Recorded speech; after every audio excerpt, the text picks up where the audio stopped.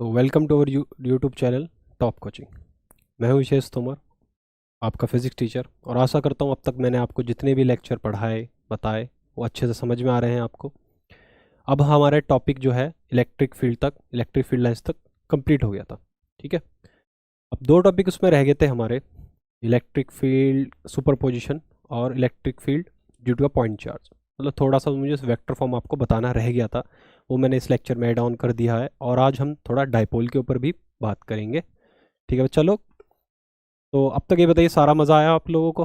पढ़ाई अच्छे से कर रहे हैं? ठीक है, पढ़ाई अच्छे से करेंगे तभी हमें भी मज़ा आएगा पढ़ाने में। ठीक है, चलिए आज के टॉपिक देखते हैं क्या क्या हमें कवर करना है। तो आज के टॉपिक में हम सबसे पहले पढ़ेंगे electric field due to a point charge. ठीक है चलो, electric field due to a point charge.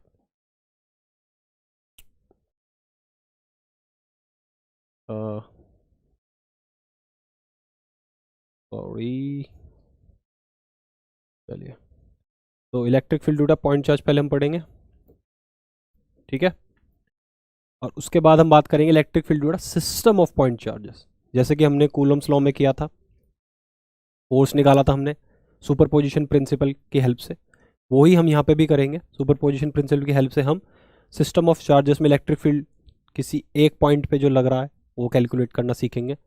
उसके बाद हम बात करेंगे इलेक्ट्रिक डाइपोल की, और electric dipole at N axial point. Don't worry, मैं ये भी बता दूं आपको एक्सियल पॉइंट क्या है, और electric field at an equatorial point of a dipole. देखा बच्चा, ये जो पार्ट है ना आपका डाइपोल, इससे बोर्ड आपसे 2 to 3 मार्क्स का पूछ सकता है। ठीक है, मैं ये नहीं कह रहा पूछेगा ही पूछेगा, पर अब तक मैंने जितनी ऑब्जर्वेशन करी है तो 2 से 3 मार्क्स का वो पूछ लेता है। तो यहाँ से आपके नंबर बनने के चांसेस हो सकते हैं, इसीलिए आज के लेक्चर को आपको बहुत ध्यान से सुनना है। डायपोल इतना हार्ड नहीं है, बहुत ईजी है, और बाकी मैं बिल्कुल अच्छे से आपको कंसेप्ट समझा दूंगा, आपको कोई प्रॉब्लम नहीं आएगी। ठीक है, चलिए तो हम स्टार्ट करते हैं electric field due to a point charge से। ठीक, आपको बता दिया मैंने लास्ट लेक्चर में क्या होता है, पर फिर भी एक रिवीजन ले लेते हैं। पॉइंट चार्ज तो मैंने आपको अच्छे से क्लियर कर दिया था किसको हम पॉइंट चार्ज बोलते हैं। ठीक है, अब मान लीजिए यहाँ पे मेरा एक प्लस क्यू चार्ज रखा है। ठीक है, ये मेरा सोर्स ऑफ चार्ज है। ठीक है, और ये यहाँ पे मेरा टेस्ट चार्ज है, क्यू नॉट। टेस्ट चार्ज भी मैंने आपको बता दिया था किसको बोलते हैं, जिस पे हम टेस्ट करते हैं, जो हमारा लैब माउस होता है, मतलब एक्सपेरिमेंट करने वाला, जिस पर हम एक्सपेरिमेंट करते हैं, वो हमारा टेस्ट चार्ज होता है जिस पर हम टेस्ट करते हैं। और प्लस क्यू हमारा वो चार्ज है जो इस पे इलेक्ट्रिक फील्ड लगाएगा। चलिए, अब बच्चा लोग, एक मिनट, मैं इसको बिल्कुल मिड में बना देता हूँ क्योंकि हमें पॉइंट ज्वाइन भी करने होते हैं। ठीक है, ये कुछ हमने ऐसा कर दिया। ठीक है, अब आपको पता है कि यहाँ पे कुछ फोर्स इस पर लग रहा होगा। अगर हम यहाँ के फोर्स की वैल्यू लगाएं, देखें, force on test charge due to this source charge, due to source charge on the test charge. तो फोर्स हम निकाल लेंगे। फोर्स तो चाहे ये जो इस पे लगा, जो इस पे लगा, दोनों की वैल्यू सेम आएगी। इसको हम क्या लिख सकते हैं, के और, सॉरी, अगर के नहीं, हम इसको 1 के लिख लेते हैं, k Q into Q not divided by, यहाँ पे हमने एक गैप दे दिया इनके बीच में, आर का। ठीक है, डिवाइडेड बाय आर का स्क्वायर। और अगर हम इसे वेक्टर फॉर्म में लिखना चाहें तो हम कैसे लिखेंगे, हम भाई एफ के ऊपर वेक्टर साइन लगा देंगे और यहाँ पे लिख देंगे आर कैप। आर कैप क्यों भाई, आर कैप क्या है बच्चा लोग, मैंने आपको अच्छे से बताया था, ये एक यूनिट वेक्टर है जो आपकी हेल्प करता है डायरेक्शन बताने में। ठीक है, बिल्कुल सही। तो ये यूनिट वेक्टर है, तो जो फोर्स लगेगा या तो वो इधर से इधर की तरफ लगेगा, और मैं इन पॉइंट्स को नाम दे दूं, भाई ये पॉइंट मेरा ए है, ये पॉइंट मेरा बी है। या तो जो फोर्स की डायरेक्शन होगी ए टू बी होगी या बी टू ए। ठीक है, फोर्स की डायरेक्शन ए टू बी कब होगी, जब ये इस पे फोर्स लगा रहा होगा, और बी टू ए कब होगी, जब ये इस पे फोर्स लगा रहा होगा। बिल्कुल सही, सिंपल है। चलिए, इसलिए मैंने यहाँ आर कैप लिख दिया यहाँ पे ताकि डायरेक्शन में कंफ्यूज ना हो। ये तो हमने फोर्स लिख लिया वेक्टर फॉर्म में। अब हमें यहाँ से इलेक्ट्रिक फील्ड चाहिए, तो हम क्या करेंगे बच्चा लोग, मैंने आपको वो भी बताया था भाई, इस क्यू नॉट को उठा के यहाँ लियो, तो हम इसको कुछ ऐसा लिखेंगे और यहाँ हमारा रह जाएगा के क्यू बाय आर स्क्वायर और आर कैप। यही है वो इलेक्ट्रिक फील्ड की वैल्यू। किसकी इलेक्ट्रिक फील्ड की? इसके इलेक्ट्रिक फील्ड की। किस पे महसूस हो रहा है? इस पे महसूस करवा रहा है। ठीक है, सिंपल है। ई की वैल्यू हम वेक्टर फॉर्म में ऐसे लिख सकते हैं, k q by r square और मल्टीप्लाई में आर कैप। सिंपल है बच्चा लोग। ये है आपका electric field due to a point charge. किसी एक पॉइंट चार्ज से कितना इलेक्ट्रिक फील्ड होता है ये हमने अच्छे से डिस्कस कर लिया। और शायद मैंने लास्ट टाइम आपको वेक्टर फॉर्म नहीं लिखवाई थी इसकी, वो मैंने अब आपको लिखवा दी। तो वेक्टर फॉर्म में हम इसको ऐसे लिखेंगे। सिंपल है, कुछ ज़्यादा बड़ा इसमें कुछ हमें करने का नहीं। ठीक है, हमें समझने का है। अच्छा, एक चीज़ जो शायद आपको कोई पढ़ाता नहीं है, बताता नहीं है, शायद बताया भी हो किसी ने, अच्छी बात है, एक बार मैं भी आपको बता देता हूँ। चलिए इसको बाद में बनाते हैं पहले। अब मान लीजिए ये मेरा चार्ज है,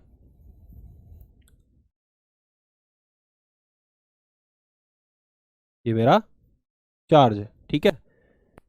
और ये इसमें से क्या हो रहा है, इसमें से इलेक्ट्रिक फील्ड्स निकल रही है, इसमें से इलेक्ट्रिक फील्ड निकल रही है ऐसे।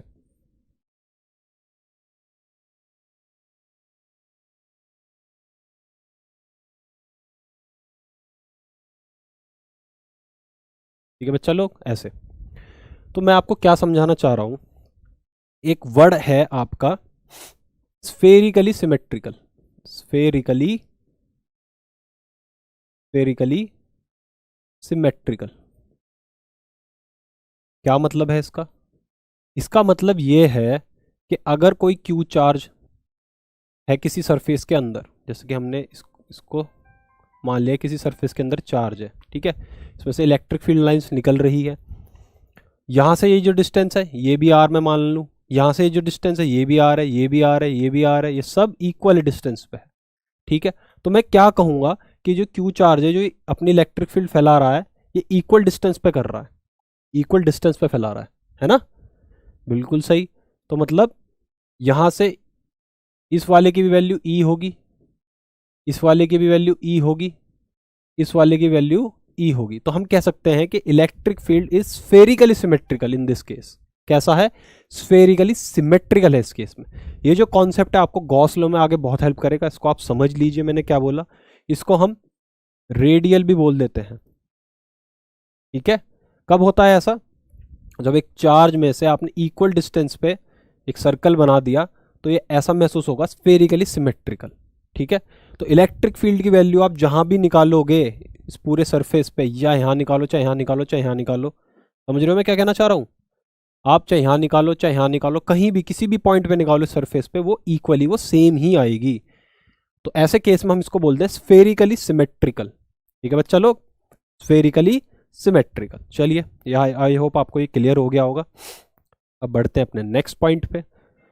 नेक्स्ट पॉइंट है हमारा electric field due to a system of point charges. System of point charges, बिल्कुल सही, जैसे कि हमने उसमें किया था आपका कूलम्स में, इलेक्ट्रोस्टैटिक फोर्स में क्या किया था हमने, बहुत सारे फोर्स लिए तो किसी एक चार्ज पे उन सभी फोर्स का समेशन निकाला था। ठीक है, आइए हम यहाँ पे भी वही करते हैं। थोड़ा अच्छा सा डायग्राम बना लेते हैं, क्योंकि डायग्राम अच्छा होता तो मज़ा भी आता है देखने में ना बच्चा लोग। चलिए चलिए, एक एरो मैंने यहाँ से ऐसे ले लिया, एक मैंने यहाँ से, ठीक है, ओके, ये मेरा हो गया। अब मैं यहाँ पे सिस्टम ऑफ चार्ज बना देता हूँ अपना।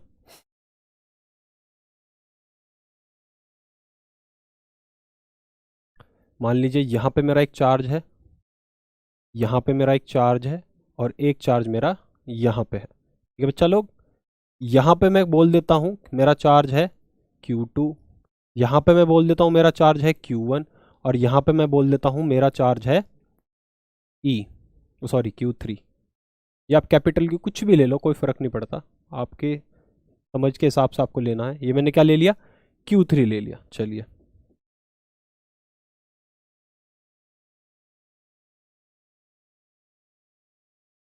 अब मैं यहाँ से यहाँ तक का अपना डिस्टेंस, ठीक है, यहाँ से यहाँ तक का डिस्टेंस, ठीक है, और यहाँ से यहाँ तक का डिस्टेंस। चलिए ये मैंने 3 डिस्टेंस बना लिए। ओके ओके, अब मैं इनको जोड़ देता हूँ। जोड़म जाड़ी भी ज़रूरी है बच्चा लोग। ठीक है,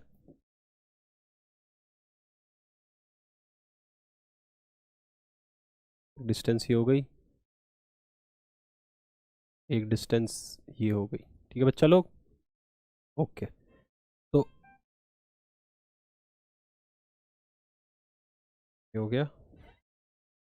अब देखिए, मैंने जैसे आपको पहले बताया था, फोर्स वाले टर्म में क्या होगा, सपोज करो हमें Q3 पे निकालना है। हमें क्या करना है, हमें Q3 पे सिस्टम ऑफ चार्जेस निकालना है।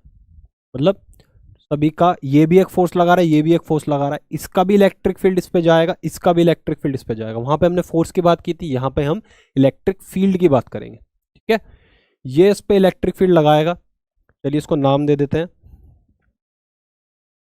क्या नाम दूं, क्या नाम दूं बच्चा, तुम्हें क्या नाम दूं? इसको भाई हम दे देंगे नाम, पहले इसको ड्रॉ कर लेते हैं। यहाँ से ये ऊपर की तरफ जाएगा, ठीक है, और एक हमारा ऐसे जाएगा, ठीक है, और एक इनका एक, ठीक है। अब फिलहाल आप देखिए कि ये इस पे इलेक्ट्रिक फील्ड लगा रहा है। मैंने इस इलेक्ट्रिक फील्ड को क्या नाम दे दिया, मैंने इस इलेक्ट्रिक फील्ड को, भाई 2 के वजह से लग रहा है 3 पे, तो इलेक्ट्रिक फील्ड 2 का, तो मैं E2 नाम दे देता हूं आपके समझने के लिए। मैंने क्या नाम दे दिया, electric field due to 2 on 3। यहाँ पे आप चाहे ऑन 3 भी लिख लो, ठीक है। Electric field on 3 due to 1, इसका इलेक्ट्रिक फील्ड निकाल रहे हैं इस पे, तो हम यहाँ पे नाम दे देंगे इलेक्ट्रिक फील्ड 1 ड्यू टू 3।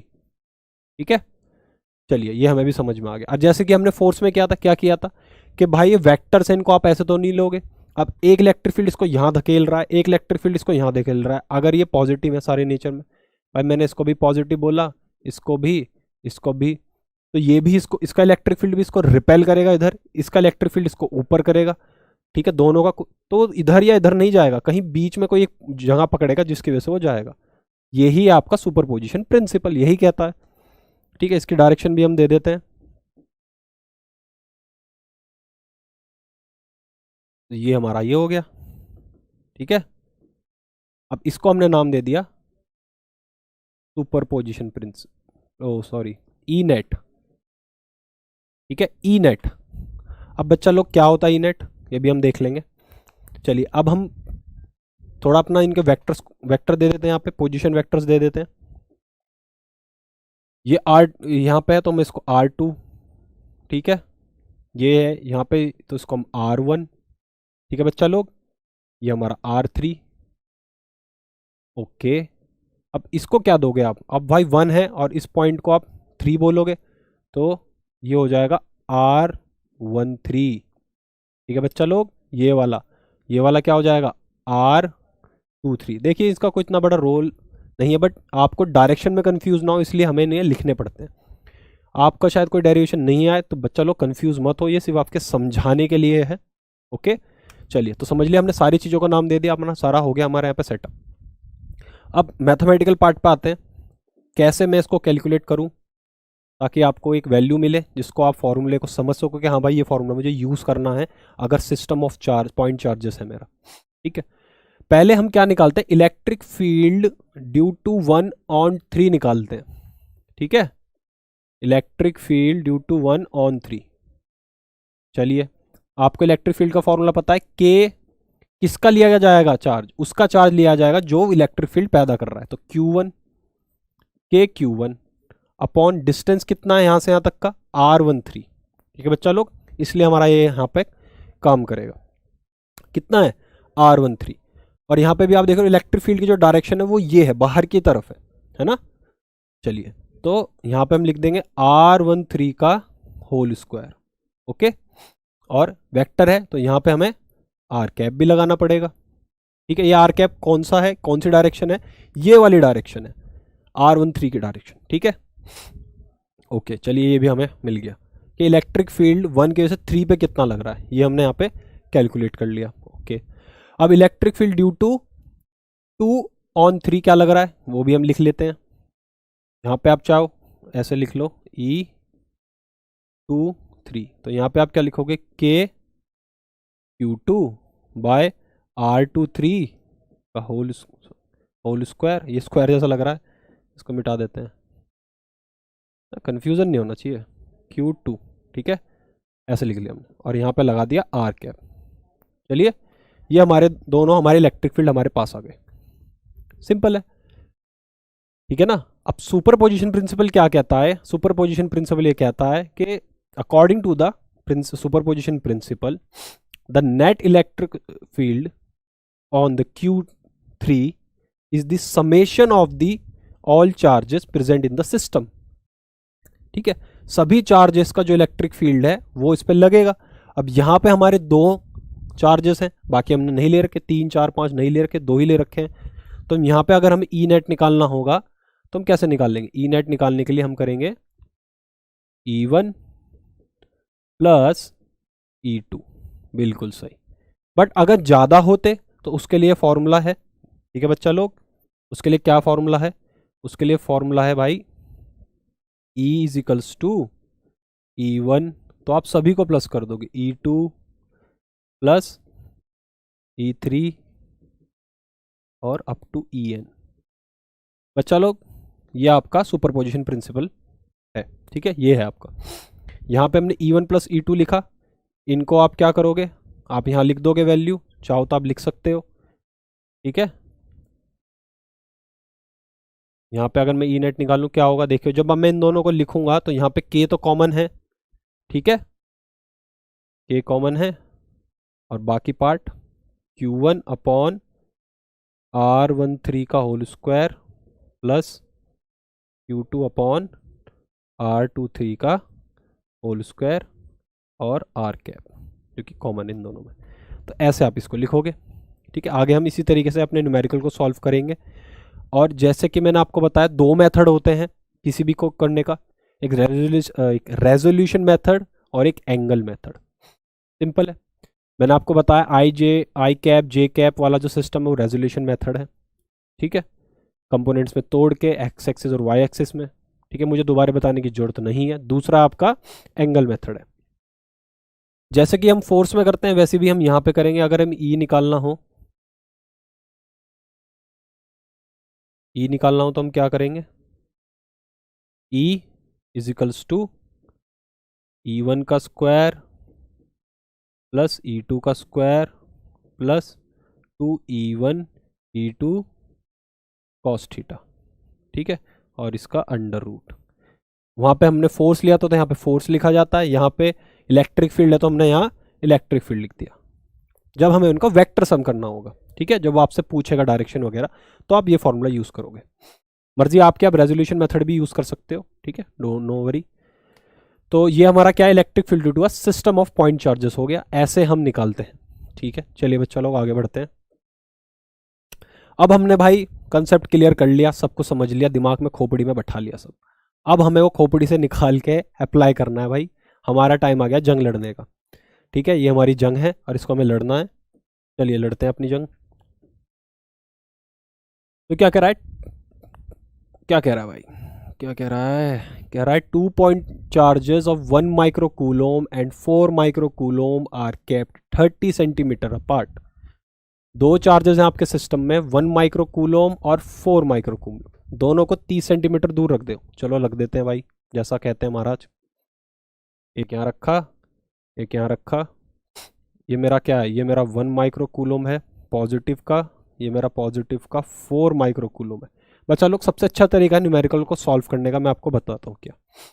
आप एक लाइन पढ़ो, उसका पिक्चर डायग्राम बना दो, ठीक है, ऐसे आप, मज़ा आएगा। डायग्राम बहुत ज़रूरी है फिजिक्स में, क्योंकि आप अपनी इमेजिनेशन को कॉपी पे उतारोगे, ठीक है। अगर आप डायग्राम नहीं बनाओगे तो बच्चा लोग उलझ जाओगे, डायग्राम बहुत ज़रूरी है। एक एक पॉइंट को धीरे धीरे उतारते चलो। क्या बोला? 30 सेंटीमीटर दूर है, चलिए 30 सेंटीमीटर दूर भी रख देते हैं ना।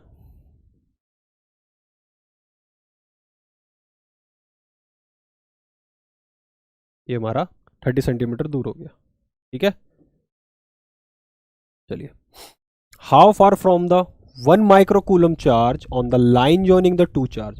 कह रहा है कि इसकी लाइन से 1 माइक्रोकूलम की जो लाइन ज्वाइनिंग हो रही है, ये जो लाइन ज्वाइनिंग है, इससे कितनी दूर पे will the net electric field be zero. अब बच्चा लोग देखो, इसके दो आंसर आएंगे, आ भी सकते हैं भाई, इधर भी हो सकता है, इधर भी हो सकता है, इधर भी हो सकता है, इधर भी हो सकता है।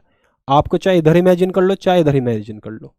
मैं इधर इमेजिन कर लेता हूँ, ठीक है, क्योंकि सबसे बेस्ट वे है करने का। ठीक है, देखेंगे ऐसा क्यों सर, बताऊंगा मैं भी आपको। मैं मान लेता हूं कि कहीं यहां पे भाई, क्योंकि ये बड़ा है, ये छोटा है, इलेक्ट्रिक फील्ड यहां तो जीरो नहीं होगा, इसका एरिया इसका भाई ज्यादा होगा। मैंने आपको इलेक्ट्रिक फील्ड लाइन में बताया था, ज्यादा चार्ज मतलब ज्यादा बड़ा इलेक्ट्रिक फील्ड, ज्यादा स्ट्रॉन्ग इलेक्ट्रिक फील्ड। ठीक है, तो और ये दोनों सेम है नेचर में, तो ये इसको रिपेल करेगा। तो इस लाइन पे कहां पे जीरो होगा भाई, 1 के ही आसपास कहीं जीरो होगा। समझ रहे हैं ना मेरी बात को, यहां कहीं इससे दूरी होगा, इसके पास होगा। ठीक है बच्चा लोग, ध्यान रखना इस बात को। तो इस पॉइंट को मैं पी बोल देता हूं, ये मेरा पॉइंट पी है। चलिए, ये भी मुझे समझ में आ गया भाई, हमने इस पॉइंट को पी बोल दिया। अब इस डिस्टेंस को मैंने यहां से यहां तक एक्स ले लिया। क्यों एक्स ले लिया, आप चाहे कुछ भी ले लो भाई, आप वाई ले लो, मैंने रोका थोड़ी है आपको। मजाक कर रहा हूँ बच्चा लोग, एक्स लेना मतलब वो हमारी आदत है, हम एक्स ही लेते हैं। ठीक है, चलिए, अब यहाँ के बीच में इनका डिस्टेंस दे रखा, कितना दे रखा डिस्टेंस, 30 सेंटीमीटर दे रखा था, तो हम ये भी लिख लेंगे। हाँ बच्चा लोग, इस बात को मत रिपीट करना आप गलती को, भाई सेंटीमीटर जहां दिख रहा है तुरंत मीटर में कन्वर्ट कर दो। ठीक है ना, जो हमारा आर है वो 30 सेंटीमीटर है, इसको मीटर में कन्वर्ट करने का क्या तरीका है भाई, इसको मैं डिवाइड कर दूंगा 100 से, है ना। तो आप चाहे 0.3 लिखो, चाहे 0.30 लिखो, कोई फर्क नहीं पड़ता। ठीक है, 0.3 लिख रहा हूं मैं यहाँ पे, 0.3 नहीं, जीरो लिखना है, एक से कट जाएगा, 0.3 मीटर, ये मेरा यहां से यहां तक का डिस्टेंस है। ठीक है बच्चा लोग, आ रहा है ना समझ में। तो भाई जब ये x है, ये पूरा 0.3 मीटर है, इतना x है, तो ये बचा हुआ कितना होगा, इसमें से इसको माइनस कर दो। ठीक है ना, तो ये होगा आपका 0.3 माइनस एक्स, कितना, 0.3 माइनस एक्स मीटर। ये भी हमें मिल गया, ये भी हमें पता लग गया भाई। यहाँ पे आपको ये पार्ट इमेजिन करना ही होगा, आपको इमेजिन करना होगा, या तो आप इधर लो चाहे इधर लो, आपकी मर्जी है। ठीक है, या तो इस चार्ज के राइट पे लो या इस चार्ज के लेफ्ट पे लो। मैंने राइट पे ले लिया वो पॉइंट, वो एक्स ले लिया मैंने। अब मैं इसको एक्स लूंगा तो बचा हुआ इससे 3 माइनस एक्स हो जाएगा। ठीक है, चलिए, ये भी मुझे समझ में आ गया। अब इस पार्ट को करते हैं न्यूमेरिकल, अपना करते हैं, डन करते हैं फॉर्मूले से। चलिए, हमारे पास सारी चीज़ें हैं, ओके। हमें इलेक्ट्रिक फील्ड कैलकुलेट करना है, तो पहले इन्होंने क्या बोला, will the net electric field be zero. क्या इस लाइन ज्वाइनिंग पे कहीं इलेक्ट्रिक फील्ड जीरो होगा, ऐसा ये पूछ रहे हैं। हम मान लेते हैं हाँ, यहाँ पे भाई जीरो है, इस पॉइंट पी पे, at point p, let at point p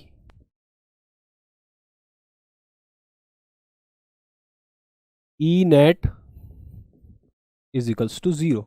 e net is equals to zero का मतलब कि भाई e one is equals to e two है, यही तो मतलब हुआ, ई वन ई टू के बराबर है।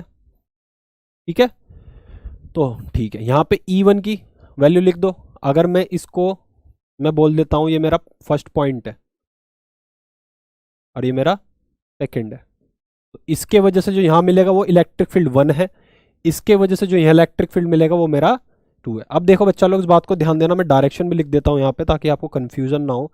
भाई पॉजिटिव है, मैंने बोला रेडियली आउटवर्ड होगा, तो इसका इलेक्ट्रिक फील्ड जो है वो किस डायरेक्शन में होगा बच्चा लोग, किस डायरेक्शन में होगा, हाँ बिल्कुल सही, इधर की तरफ जाएगा। तो हो, ये जो डायरेक्शन है ये है E1 की डायरेक्शन, और E2 की डायरेक्शन क्या है, ये मेरी E2 की डायरेक्शन है। ये दोनों फील्ड आ रहे हैं और इस पॉइंट मिल रहे हैं, और यहाँ पे इलेक्ट्रिक फील्ड जीरो हो जा रहा है। ठीक है, चलिए, मज़ा आ रहा है, चलिए, मज़ा आ ही रहा होगा आपको, कंसेप्ट समझ रहे हैं आप। E1 की वैल्यू क्या है, 1/4 पाई एप्सिलॉन नॉट। अब भाई किसके वजह से लग रहा है E1, Q1 के वजह से लग रहा है, वो सॉरी हमारे फर्स्ट के वजह से लग रहा है। फर्स्ट का कितना मैग्नीट्यूड है, 1 माइक्रोकूलम। ठीक है, ध्यान देना, 1 माइक्रोकूलम की वैल्यू 10⁻⁻6 अपॉन डिस्टेंस, डिस्टेंस कितना बच्चा लोग, x, x का स्क्वायर। ठीक है, क्योंकि हम यहाँ पे फाइंड कर रहे हैं, बिल्कुल सही। ओके, इजिकल्स टू, अब 1/4 पाई एप्साइलन नॉट। तो मैं यहाँ पे लाइन खींच देता हूँ तो आगे मिक्स ना हो, ठीक है, ताकि ये पार्ट मिक्स ना हो। ओके, तो 1/4 pi epsilon naught into क्या लिखा जाएगा अब यहाँ पे भाई, इसका मैग्नीट्यूड कितना है 4 माइक्रोकूलम, तो 4 इंटू 10⁻⁻⁶, और अपॉन में डिस्टेंस में गड़बड़ मत करना, इसकी एक्स है इसकी 0.3, 0.3 माइनस एक्स है और इसका स्क्वायर, ठीक है। ओके, हम इसको वेक्टर फॉर्म में नहीं लिखते, हम बाद में देख लेंगे कैसे निकालते हैं डायरेक्शन, वो भी मैं आपको बता दूंगा। आप इसको ऐसे लिख लो, ठीक है। अब हमें क्या करना है भाई, अब हमें इसको सॉल्व करना है मैथमेटिकली। तो यहाँ पे हमें दिख रहा है ये इधर है, ये इधर है भाई, ये इससे उड़ जाएगा, ये हम दोनों इसको, चलिए मैं आपको दिखने के लिए कलर चेंज कर देता हूँ भैया, ये इससे उड़ा दिया जाएगा, उड़ा दिया भैया मैंने। 10⁶ भी 10⁶ से उड़ जाएगी, तो क्या पार्ट बचा उसको लिख लेते हैं। यहाँ बचा 1/x का स्क्वायर इजिकल्स टू में 4/0.3 माइनस एक्स का होल स्क्वायर, ये पार्ट बचा भाई। क्रॉस मल्टीप्लीकेशन कर लेंगे हम, यहाँ क्या कर लेंगे, क्रॉस मल्टीप्लीकेशन कर लेंगे, इसको यहाँ भेज देंगे, इसको यहाँ भेज देंगे छुट्टी मनाने के लिए छुट्टी मनाओ भैया। 0.3 माइनस एक्स का whole square is equals to 4x का स्क्वायर।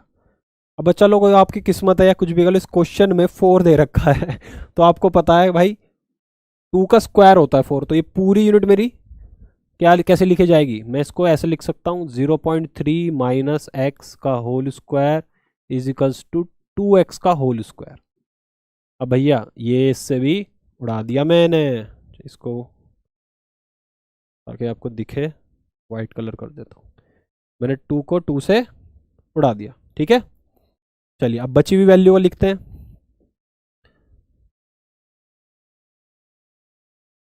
बची हुई वैल्यू को लिखते हैं, ठीक है। इस पार्ट को अब मैं यहां से स्टार्ट करूंगा। बची हुई वैल्यू क्या है,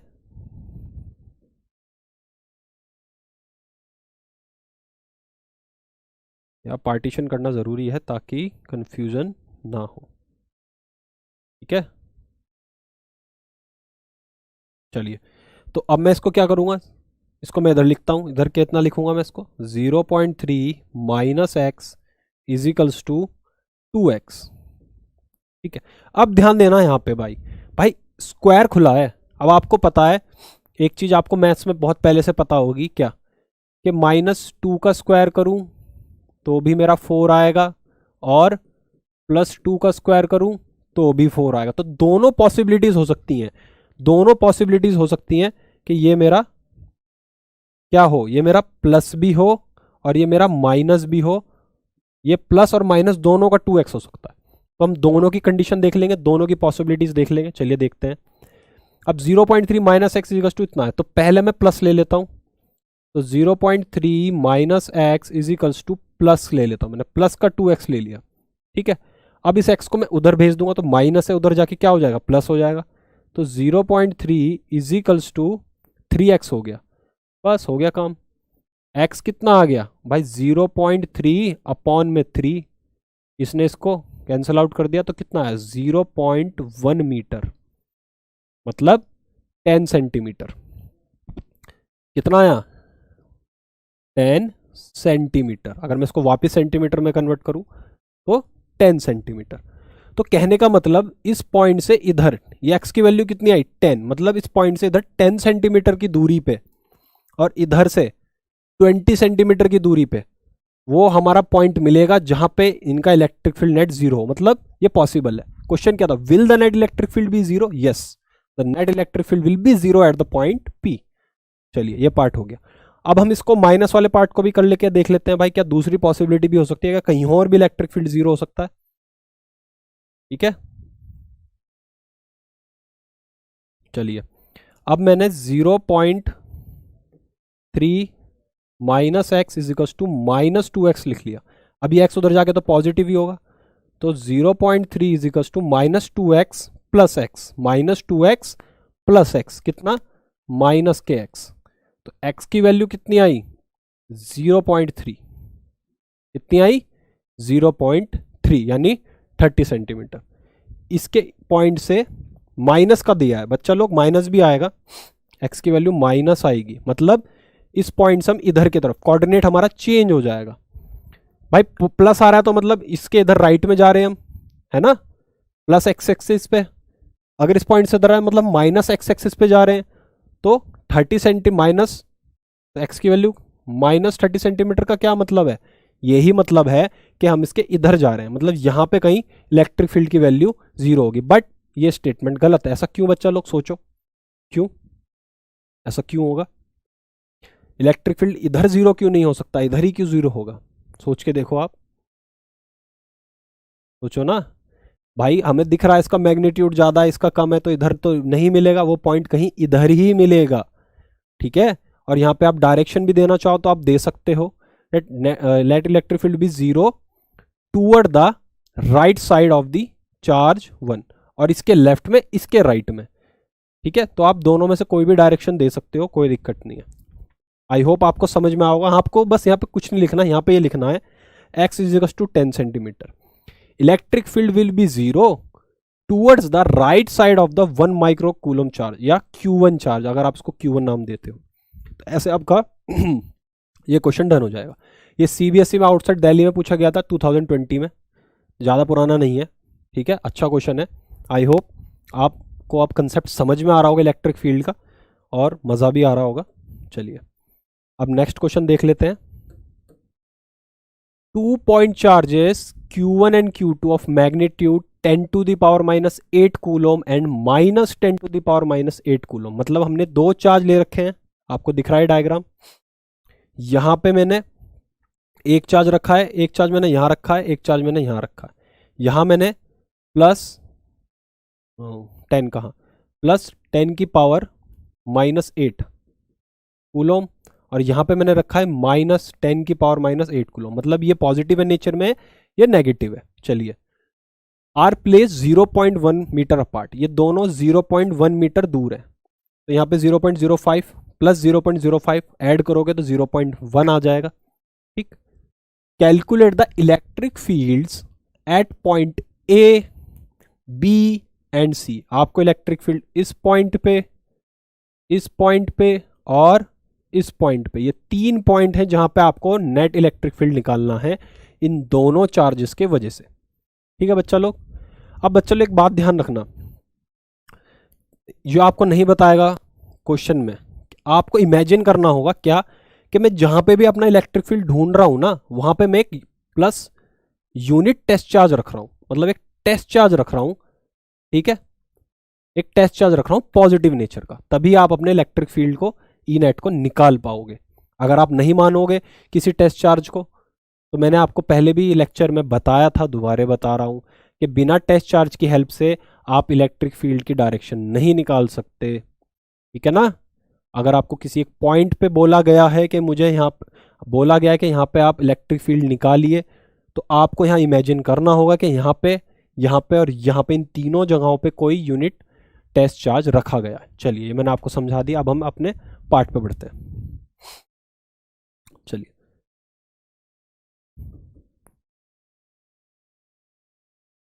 क्वेश्चन काफ़ी अच्छा है, ठीक है, मज़ा भी आएगा उसे करने में, करते हैं। तो 2 पॉइंट चार्जेस हैं Q1 और Q2, इनका मैग्नीट्यूड दे दिया गया है, दोनों के बीच में डिस्टेंस दे दी गई है। Calculate the electric fields at point A B and C, वो हमें निकालना। चलिए तो पहले हम ए पे निकालते हैं। Electric field due to charge Q1 at A, कैसे लिखते हैं हम इसको, देखते हैं। Electric field due to charge, मैंने इसको नाम Q1 दे दिया, इसको Q2 दे दिया, ठीक है बच्चा लोग। Q1 मेरा कितना है, प्लस का 10 की पावर माइनस 8 कूलोम, ठीक है, और Q2 कितना है, 10 की पावर माइनस 8 कूलोम, और ये नेगेटिव है, ठीक है, ये मैंने Q1 Q2 मान लिया। तो electric field due to 1, okay, यानी E1 एट पॉइंट ए कितना होगा, मैंने अगर यहाँ टेस्ट चार्ज बोला है तो भाई ये कैसा, ये पॉजिटिव नेचर में, ये भी हमने टेस्ट चार्ज जो लिया वो भी पॉजिटिव, तो ये इसको रिपेल करेगा, ये इसको रिपेल करेगा, तो जो डिस्टेंस आएगी वो आएगी इस डायरेक्शन में, सॉरी डिस्टेंस कह रहा हूँ, जो डायरेक्शन आएगी वो आएगी इस डायरेक्शन में। तो ई एट वन ए क्या लिखा जाएगा इसको, के चार्ज कौन सा है भाई मेरा, Q1 अपॉन डिस्टेंस कितना इन दोनों के बीच में 0.05, तो मैं यहाँ लिखूंगा 0.05 का होल स्क्वायर। ठीक है, यहाँ मीटर में दे रखा है तो सही दे रखा है, हमें चेंज करने की जरूरत नहीं है, 0.05 का होल स्क्वायर। रही बात डायरेक्शन की, आप डायरेक्शन आप बोल सकते हो अलोंग दिस डायरेक्शन, मैं इसको यहाँ पे नाम दे दूँ, या आप देखो तो अलोंग ए नाम दे देते हैं, ये बी है मेरा, ये सी है, इन दोनों पे नाम नहीं दे रखा, इसको मैं पी बोल देता हूँ, इसको मैं क्यू बोल देता हूँ। तो अलोंग पी ए, क्या है अलोंग पी ए, ये इसकी डायरेक्शन है, पी ए के अलोंग में है। चलिए ये मैंने निकाल दिया E1 एट ए। ओके, अब मुझे निकालना है electric field due to charge Q2 at A, तो मैं इसको नाम दे देता हूँ E2 एट बी। कितना आएगा बच्चा लोग, के Q2 अपॉन में 0 पॉइंट, वहां से यहाँ तक की डिस्टेंस कितनी है 0.5, बिल्कुल सही, और इसका होल स्क्वायर। चलिए ये हमें समझ में आ गया, बट डायरेक्शन क्या होगी इसकी। अब भाई ये भी, ये कैसा है, ये नेगेटिव है नेचर में, कैसा है ये नेगेटिव है नेचर में। अगर ये नेगेटिव है नेचर में तो ये इसको अपने तरफ क्या करेगा, अट्रैक्ट करेगा। तो इस केस में E1 की डायरेक्शन भी ये हुई और E2 की डायरेक्शन भी ये हुई, तो दोनों सेम डायरेक्शन है। मतलब जब दोनों सेम डायरेक्शन में है तो साफ सी बात है भाई, दोनों एक ही कोऑर्डिनेट पे है, आई कैप या आप जे कैप ले लो, आई कैप ले लो, एक्स एक्सिस पे ज़्यादा आसान रहेगा। तो हम इनको आराम से ऐड कर सकते हैं, हमें किसी एंगल की ज़रूरत नहीं है, हमें किसी कंपोनेंट की ज़रूरत नहीं होगी, तो ए पे तो आराम से निकल जाएगा। तो ये आ गया हमारा। अब यहाँ पे हम डायरेक्शन भी लिख देते हैं अलोंग, ये डायरेक्शन है आपकी, तो ए क्यू, अलोंग ए क्यू, सिंपल है। अब मुझे ई नेट निकालना है यहाँ पे, तो मैं ई नेट निकाल दूंगा। ई नेट क्या आ जाएगा भाई, at this point at A, E net at A क्या आ जाएगा भाई, E1 at A plus E2 at A. ठीक है, सिंपल है आपका, ये आ जाएगा। ठीक है बच्चा लोग, अब देखिए आप ये बोल रहे हो सर इसका तो माइनस साइन है, तो आपने यहाँ माइनस क्यू नहीं लगाया। देखिए वो हमारा सिर्फ पोलैरिटी ये बताता है कि वो दोनों उसमें चेंज है, दोनों के नेचर में चेंज है।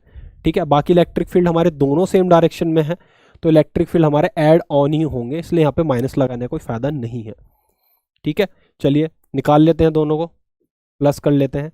यहाँ पे है के Q1 अपॉन 0.05 का होल स्क्वायर प्लस के Q2 अपॉन 0.05 का होल स्क्वायर। ठीक है, अब यहाँ पे क्या कॉमन दिख रहा है बच्चा लोग, क्या कॉमन दिख रहा है, बिल्कुल सही सही समझ में आ रहा है आपको सर कि के अपॉन 0.05 तो कॉमन है, इसका स्क्वायर भी तो लेंगे, ये तो कॉमन है। तो यहाँ पे कितना बचा Q1, यहाँ पे कितना बचा Q2, तो इन दोनों चार्ज का एडिशन हो जाएगा। दोनों चार्ज कितने हैं 10 की पावर -8, ये भी 10 की पावर -8, दोनों का हम ऐड कर देंगे। चलिए यहाँ तो जगह नहीं बची, कहाँ करूँ मैं इसको, चलिए यहाँ कर देता हूँ, यहाँ कर देता हूँ। के की क्या वैल्यू है 9 × 10 की पावर 9 अपॉन में 0.05 खोलेंगे तो दो बार लिखेंगे 0.05 मल्टीप्लाई बाय 0.05। ठीक है, अब दोनों चार्ज को ऐड कर देना है, 10 की पावर -8 और 10 की पावर -8 मतलब 2 × 10 की पावर -8। ठीक है बच्चा लोग, ये आपके पास वो आ गई। इसको सॉल्व करते हैं, देखते क्या होता है। भाई 2 पॉइंट यहाँ से गए, 2 पॉइंट यहाँ से गए, अब ये ऊपर जाएगी पावर, अगर ये पावर ऊपर जाएगी तो 2 इसके 2 10 इसके, तो 10 की पावर हमें 4 मिला, तो 9 - 8 तो 1 रह गया और 4, तो यहाँ 10 की पावर 5 होगी, 10 की पावर 5 होगी, और 9 2 जा कितना होता है 18 और अपॉन में 25। ओ यार जगह नहीं बची, मैं इसको यहाँ रब करके लिख रहा हूँ, कोई प्रॉब्लम नहीं होगी आपको, आई होप इस पार्ट तो आपको समझ में आ गया है। ठीक है, चलिए इसको यहाँ लिख देता हूँ।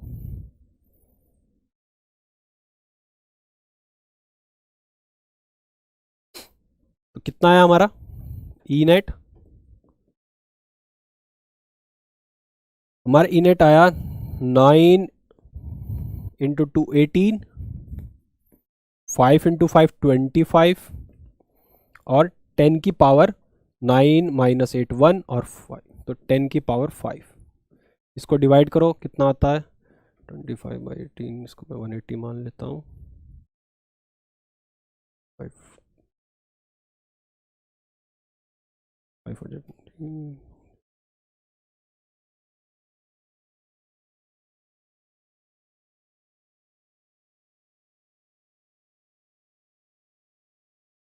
7 जैसे हम करेंगे तो कितना आएगा 75। यहाँ बचा 5 पॉइंट लगा 0, 7.2 के समथिंग कुछ आ रहा है, ठीक है। तो यह है आपका 7.2 इंटू 10 की पावर 5, ये आपका ई नेट आ गया, ठीक है।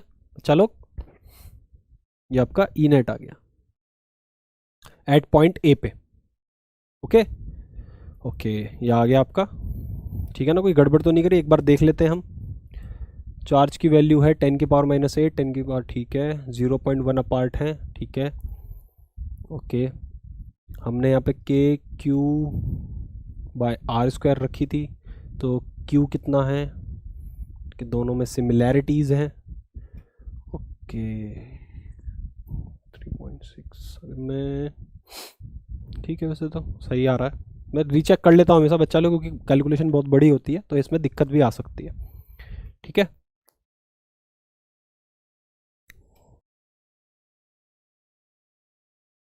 ओके चलिए, तो हमारा कितना है 7.2 10 की पावर 5 न्यूटन पर कूलोम। ये हमारा ए पे निकल गया। कहाँ पे निकल गया? ए पे, ठीक है बच्चा लोग। ये हमारा कहाँ निकल गया? ए पे निकल गया। चलिए, अब हमने ए पे निकाल दिया, अब हम बी पे निकाल लेते हैं, ठीक है। आई होप ये इस पार्ट को अब आपको जरूरत नहीं है, मैं इसको रब कर रहा हूँ, क्योंकि डायग्राम की हमें जरूरत है तो इसी पेज पे हमें करना सही रहता है।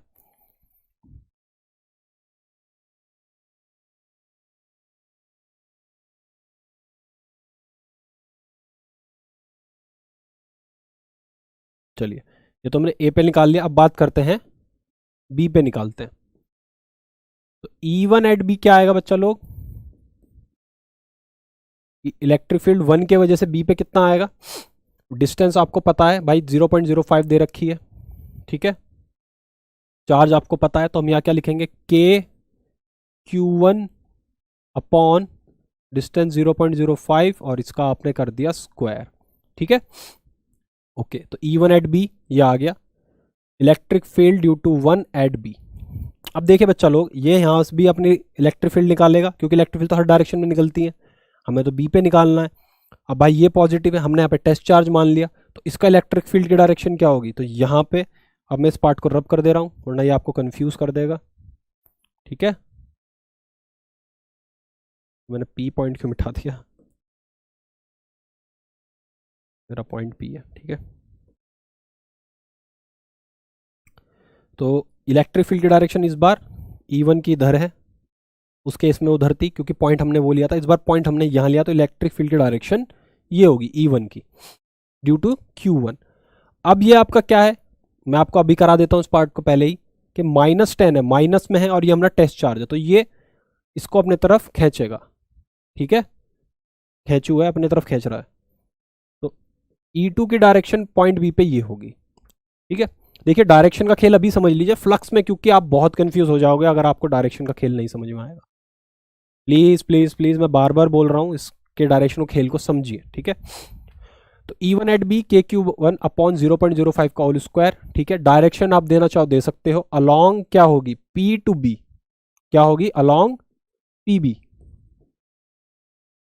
ठीक। अब देखिए, पहले केस में दोनों की इलेक्ट्रिक फील्ड सेम थी, इसमें डिफर आ रही है, तो मतलब क्या होगा? एट बी E2 कितना आया? ये KQ2 अपॉन 0.05 का होल स्क्वायर, और डायरेक्शन इसकी क्या होगी भाई? PQ डायरेक्शन में होगी, अलोंग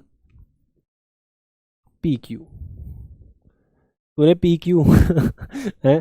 अरे बच्चा लोग, पीना नहीं, दूध पीना, पानी पीना, गलत चीज मत पीना, ठीक है। Along P Q. तो E two at B is equal to ये आ गया आपका। चलिए ठीक है, अब हमें क्या करना है, बिल्कुल सही, हमें ई नेट निकालना है एट बी। तो भाई ई नेट एट बी क्या होगा बच्चा लोग, अब देखिए डायरेक्शन डिफर है, तो डायरेक्शन डिफर है तो क्या मतलब, हम इसको माइनस करेंगे, हम इसको माइनस करेंगे, हम इसको माइनस करेंगे।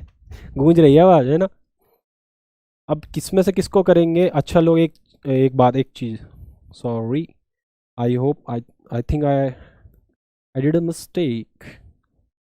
मिस्टेक क्या है यार, बाप लोग बताते भी नहीं हुए। देखिए यहाँ से यहाँ तक की डिस्टेंस 0.05 थी, लेकिन यहाँ से यहाँ तक की डिस्टेंस 0.5 प्लस 0.5 प्लस 0.5, 5 दिया 15, तो 0.15 का स्क्वायर। अब भाई इससे डिस्टेंस ज़्यादा है, मैग्नीट्यूड तो सेम है लेकिन डिस्टेंस तो ज़्यादा है ना, तो साफ सी बात है भाई इसका इलेक्ट्रिक फील्ड वीक होगा, इसका इलेक्ट्रिक फील्ड स्ट्रांग होगा। तो इसमें से हम इसको घटाएंगे, तो हम क्या घटाएंगे, E1 में से माइनस E2 कर देंगे, हमारे पास ई नेट आ जाएगा। देखते हैं क्या आता है भाई, जब मैं इनको दोनों को लूँगा तो मेरा K कॉमन आ जाएगा, बचेगा क्या, Q1। Q1 कितना है मुझे पता है, Q1 मेरा 10 की पावर माइनस 8 है, ठीक है, 10 की पावर माइनस 8, और अपॉन में इसके क्या है, अपॉन में इसके 0.05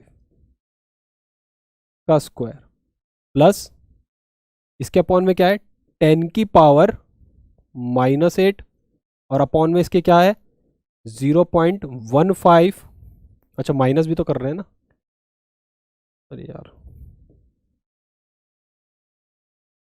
माइनस कर रहे हैं 0.15 का होल स्क्वायर, ये होगा। ठीक है बच्चा लोग, समझ में आ रहा है, सिंपल है ना। चलिए अब के की वैल्यू बाद में रखेंगे, पहले इस पार्ट को हम कर लेते हैं। यार यहाँ पे तो ये भी कॉमन आ रहा है, तो हम इसको भी रख सकते थे बाहर, कोई नहीं। चलिए तो के अपने 10 की पावर 8 बाहर ले लिया क्योंकि वो कॉमन है। आपके पास क्या बचा, 1/0.05 मल्टीप्लाई में 0.05, मैंने स्क्वायर खोल लिया, माइनस 1/0.15 और 0.15, ठीक है, आया समझ में। चलिए अब बच्चा लोग मैं इस पार्ट को रब कर रहा हूँ क्योंकि मुझे इस जगह की ज़रूरत है। आई होप आपने नोट डाउन कर लिया होगा, अब तक समझ लिया होगा, ठीक है।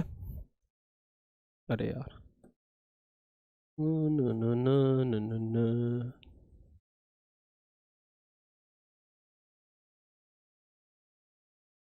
चलिए तो इसको अब मैं आगे करने, यहाँ ऊपर करने वाला हूँ, बाकी बचा हुआ पार्ट हम क्या निकाल रहे हैं, हम ई नेट निकाल रहे हैं, ठीक है।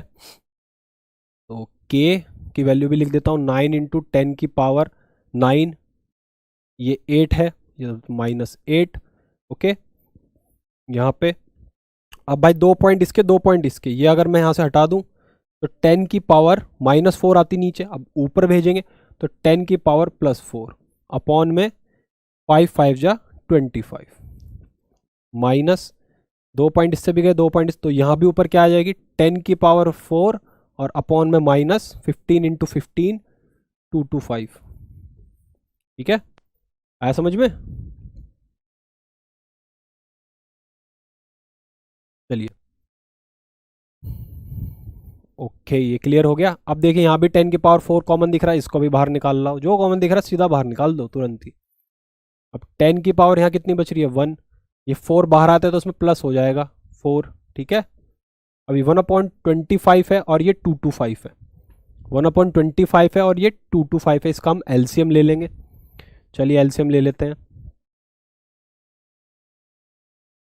मैं 5 से करता हूँ दोनों को, 5 4 जा 20 और 5 45 5 जा होता है क्या,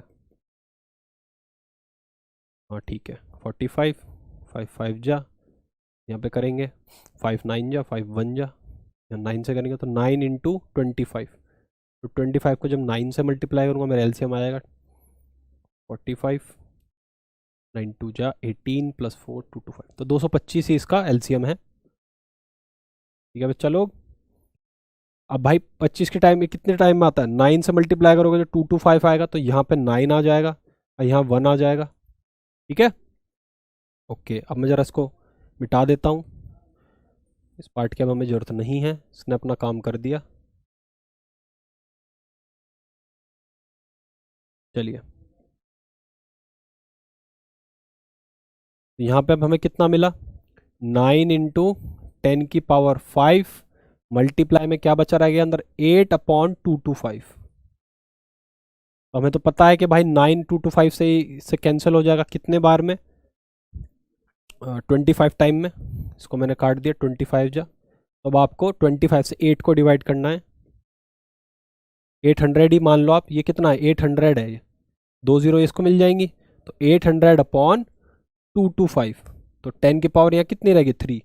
और ये सॉरी 2 to 5 लिख रहा हूँ, 25। देखा रहा गलती कितनी हो रही है बच्चा लोग, हो जाती है मैथ्स में गलती, तो इसलिए रीचेक जरूर करें अपने न्यूमेरिकल्स को।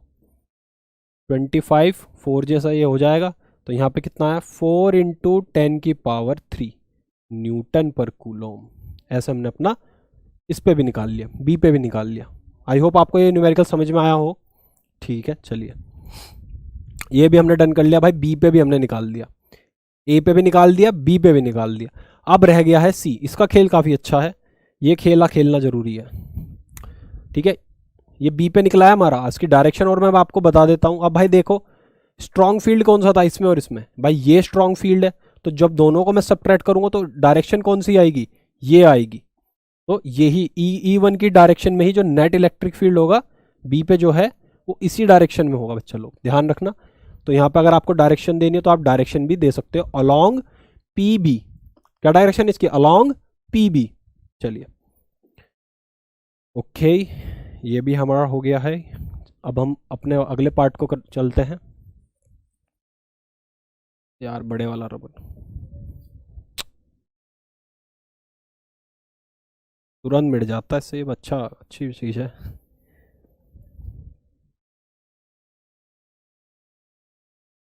चलिए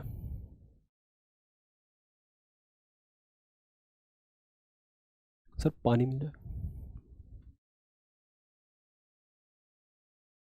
फ्रिज में होगी, फ्रिज में फ्रिज में फ्रिज में। यार गला सूख जाता है बोलते बोलते ना, इसलिए चलिए, तो अब हमें E@C निकालना है। क्या निकालना है, E@C। ओके, चलिए वो भी निकाल लेते हैं। Electric field due to 1 at C. ठीक है बच्चा लोग, सी पे निकालना है हमें। यहाँ पे खेल देखना क्या क्लियर क्लियर होगा। अब यहाँ पे आपको ये डिस्टेंस यहाँ से यहाँ तक 0.1 दे रखी है, 0.1 ये दे रखी है। Thank you sir.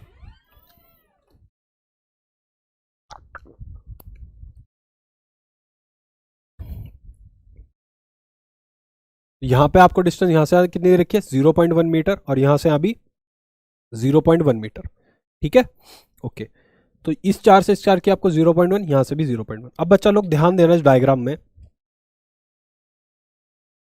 ये इस पे इस पॉइंट पे टेस्ट चार्ज है। अब भाई ये पॉजिटिव नेचर का है, तो इसका जो आएगा वो इस डायरेक्शन में आएगा, तो E1 यहाँ आ जाएगी। ठीक है, ये इसको अपनी तरफ नीचे खींचेगा तो E2 इस डायरेक्शन में आएगी। इन दोनों का जो नेट रिजल्टेंट होगा, बिल्कुल सही, आप बिल्कुल सही समझ रहे हैं, वो इस डायरेक्शन में होगा ऐसे। ये हमारा ई नेट होगा इस केस में, ई नेट एट सी। ठीक है बच्चा लोग, समझ में आ रहा है आपके। चलिए यहाँ पे हमें एंगल की हेल्प लेनी पड़ेगी। भाई यहाँ पे तो सेम डायरेक्शन में था, यहाँ एंटी पैरेलल था, हो गया काम। बट यहाँ पे हमें एंगल की हेल्प लेनी ही पड़ेगी। चलिए, तो मैं इसमें अपने डायग्राम में अगर मैं इसको थीटा मान लेता हूँ, तो ये थीटा, ठीक है, तो मेरा ये भी थीटा, ठीक है ना, तो मेरा एंगल ये भी थीटा आ गया। ओके, ये थीटा तो ऊपर वाला भी थीटा। चलिए, तो E1 एट सी पहले बात कर लेते हैं। E1 एट सी कितना होगा। अब भाई डिस्टेंस 0.1 दे रखा है, चार्ज तो उतना ही है। चार्ज कितना है मेरा, के, मैं अब इसको डायरेक्ट भी लिख सकता हूँ आपकी समझ के लिए। आपको 9 × 10⁻⁹ के की वैल्यू इंटू चार्ज की वैल्यू पॉजिटिव है तो 10⁻⁻8 अपॉन में आर का स्क्वायर। आर यहाँ पे कितना है, 0.1, 0.1। ठीक है बच्चा लोग, और इसका स्क्वायर, तो यहाँ पे सिंपल आ जाएगा 9 इंटू 10 की पावर 9 था, अब ये 9 माइनस 8 1 रह गया, ठीक। और नीचे 0.1 इंटू 0.1, अब ये दो पॉइंट भी ऊपर जाएंगे तो 1 प्लस 1 2, ठीक। तो 1 प्लस तो 9 10 की पावर 3 न्यूटन पर कूलम, ये मेरी E1 एट सी आ गया। इसी तरीके से मैं E2 एट सी भी निकालूं तो बच्चा लोग यही आएगा, क्योंकि भाई मैग्नीट्यूड इसका सेम है, सिर्फ साइन ही तो डिफरेंट और डिस्टेंस भी इतनी ही है। तो E2 की वैल्यू भी जो इसको अपनी तरफ नीचे खींच रही है उसकी भी कितनी आएगी, 9 इंटू 10 की पावर 3, बस डायरेक्शन का डिफरेंट होगा। इसकी डायरेक्शन जो होगी वो होगी अलोंग PC, ऐसे अलोंग PC। इसकी जो डायरेक्शन होगी वो होगी अलोंग ये CQ, C से Q की तरफ जा रहा है, अलोंग CQ। तो हमने डायरेक्शन भी दे दी, तभी अब भाई हमारा वेक्टर कहलाएगा वो। चलिए अब हमें E नेट निकालना है। अब हमें क्या निकालना है, हमें E नेट निकालना है। हमें क्या निकालना है, हमें E नेट निकालना है, बार बार बोल रहा हूँ। चलिए, तो कुछ आइडिया है इस थीटा की वैल्यू क्या होगी, देखिए समझिए। एनसीईआरटी ने आपको ये नहीं दिया, एनसीईआरटी का क्वेश्चन है, घुमाता बहुत है। 0.5 0.5 कितनी डिस्टेंस है, 1 0.1 0.1 0.1 मतलब इक्विलेटरल ट्रायंगल। क्या है, इक्विलेटरल ट्रायंगल। तो यहाँ पे जो थीटा इसकी वैल्यू क्या है, 60 डिग्री। क्या है, 60 डिग्री। ये थीटा है, ये भी थीटा है, तो दोनों कितने हो गए, 2 थीटा। इन दोनों के बीच में कितना एंगल है, 2 थीटा। कितना है, 2 थीटा। यही 2 थीटा तो लोगे आप भाई। दो वेक्टर्स के बीच में, यहां बना रहा हूं, यहां बना, दो वेक्टर्स के बीच में जो एंगल होता है वही तो हम अपने फॉर्मूले में यूज करते हैं। कौन सा फॉर्मूला भाई, सुपरपोजिशन वाला। ई नेट एट सी निकालना है तो हम क्या लिखेंगे, हम लिखेंगे E1 का स्क्वायर अंडर रूट में कर देंगे पहले ही, E2 का square plus 2 E1 E2 cos 2 theta. ठीक है, अब मैं फॉर्मूला नहीं बदल रहा भाई, यहाँ 2 थीटा, चाहे आप इसको पूरे को एक थीटा ले लो, पर पहले मुझे आपको ये बताना पड़ता है थीटा 60 है, तो ये मैं इसको 120 लिख दूं, कोई दिक्कत नहीं। 2 थीटा 120 है, तो यार थीटा की जगह हम 120 भी लिख सकते हैं। ठीक है, मैंने यहाँ कॉस 120, ठीक है, सिंपल है। चलिए, E1 स्क्वायर की वैल्यू हमें मिल पता है 9 इंटू 10 की पावर 3 है E1 हमारा, इसका स्क्वायर प्लस 9 इंटू 10 की पावर 3 इसका स्क्वायर प्लस 2 E1 E2। तो अब भाई E1 और E2 का सेम मैग्नीट्यूड है, तो 9 इंटू 10 की पावर 3 का स्क्वायर ये भी आ गया। अब cos 120 की वैल्यू क्या होती है भाई, बड़ी क्लास में पता है भाई, cos 60 की क्या आती है 1/2, 120 मतलब माइनस, तो यहाँ पे क्या आ गया माइनस 1/2। अच्छा बच्चा लोग, ठीक है, समझ में आ गया, माइनस 1/2 ये इसकी वैल्यू हो गई। सिंपल है, बस को अंडर रूट करना रह गया, ये हमने इसको अंडर रूट कर दिया। अब इस 2 से ये 2 कैंसल, बोलो पेंसिल पेंसिल, 2 से 2 कैंसिल। अब ये 9.3 ये भी है, ये भी है और ये भी है, तीनों कॉमन है तो इसको बाहर निकाल देंगे। तो 9 इंटू 10 की पावर 3 बाहर क्यों निकलेगा भाई, स्क्वायर था। समझ में आ रहा है मैं क्या कह रहा हूँ, इसका स्क्वायर ये तीनों यहाँ पे कॉमन है, इसका स्क्वायर था, बाहर निकाल लेंगे तो सिंपल ये वैल्यू मिलेगी, स्क्वायर नहीं रहेगा। अंडर रूट में क्या मिलेगा, यहाँ हमारा 1 बचा, यहाँ हमारा 1 बचा, और यहाँ क्या बचा माइनस का, यहाँ क्या बचा, यहाँ बचा माइनस का, यहाँ क्या बचा, यहाँ बचा माइनस का 1, 1 से 1 कैंसिल। अंडर रूट के अंदर 1 है तो उसकी कोई वैल्यू नहीं होती, तो हमारी ई नेट की वैल्यू क्या आई, 9 इंटू 10 की पावर 3 न्यूटन पर कूलोम भाई। क्या आई, ये वैल्यू आई। बच्चा लोग, सी पे हमारी ये वैल्यू आई, और इसकी डायरेक्शन क्या है भाई, इसकी डायरेक्शन ये है, ठीक है, अलोंग अलोंग पी क्यू, इस डायरेक्शन में। किस डायरेक्शन में है, अलोंग पी क्यू डायरेक्शन में, पैरेलल है, ठीक है इसके। चलिए, ये क्लियर हो गया, बहुत अच्छा न्यूमेरिकल था, आई होप आपको समझ में आया होगा। अब आप इस क्वेश्चन को कर सकते हैं, ठीक है। बहुत अच्छा क्वेश्चन देती है एनसीईआरटी कभी कभी। चलिए अब आगे बढ़ते हैं। यह है क्वेश्चन नंबर 3, यह आपको होमवर्क में करना है ताकि आपका कॉन्फिडेंस बिल्डअप हो। क्या है, 2 पॉइंट चार्जेस है Q1 Q2, एक का मैग्नीट्यूड इतना है, एक का इतना, अपोजिट है साइन में, respectively are place 0.5 metre 0.4 metre, दोनों के बीच में डिस्टेंस भी दे दिया 0.4।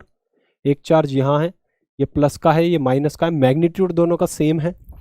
Calculate the electric field at the centre of the line joining the two charges. ये लाइन है जो दोनों चार्ज को जोड़ रही है, line joining the two charges का मतलब जो दोनों चार्ज को लाइन जोड़ रही है, इसके सेंटर पे इलेक्ट्रिक फील्ड निकालना है आपको। तो प्लीज़ इसको करिएगा, अगर आप इसको कर लेते हैं तो आप समझ लीजिए कि आपको ये कंसेप्ट बहुत अच्छे से समझ में आ गया। ठीक है, चलिए अब आगे बढ़ते हैं। बच्चा लोग, अब हमारा टॉपिक है इलेक्ट्रिक डाइपोल। क्या है? Electric dipole. ठीक है, बहुत प्यार से इस कंसेप्ट को समझेंगे, बहुत मज़ेदार कंसेप्ट है इसका भी, इलेक्ट्रिक डाइपोल का भी। चलिए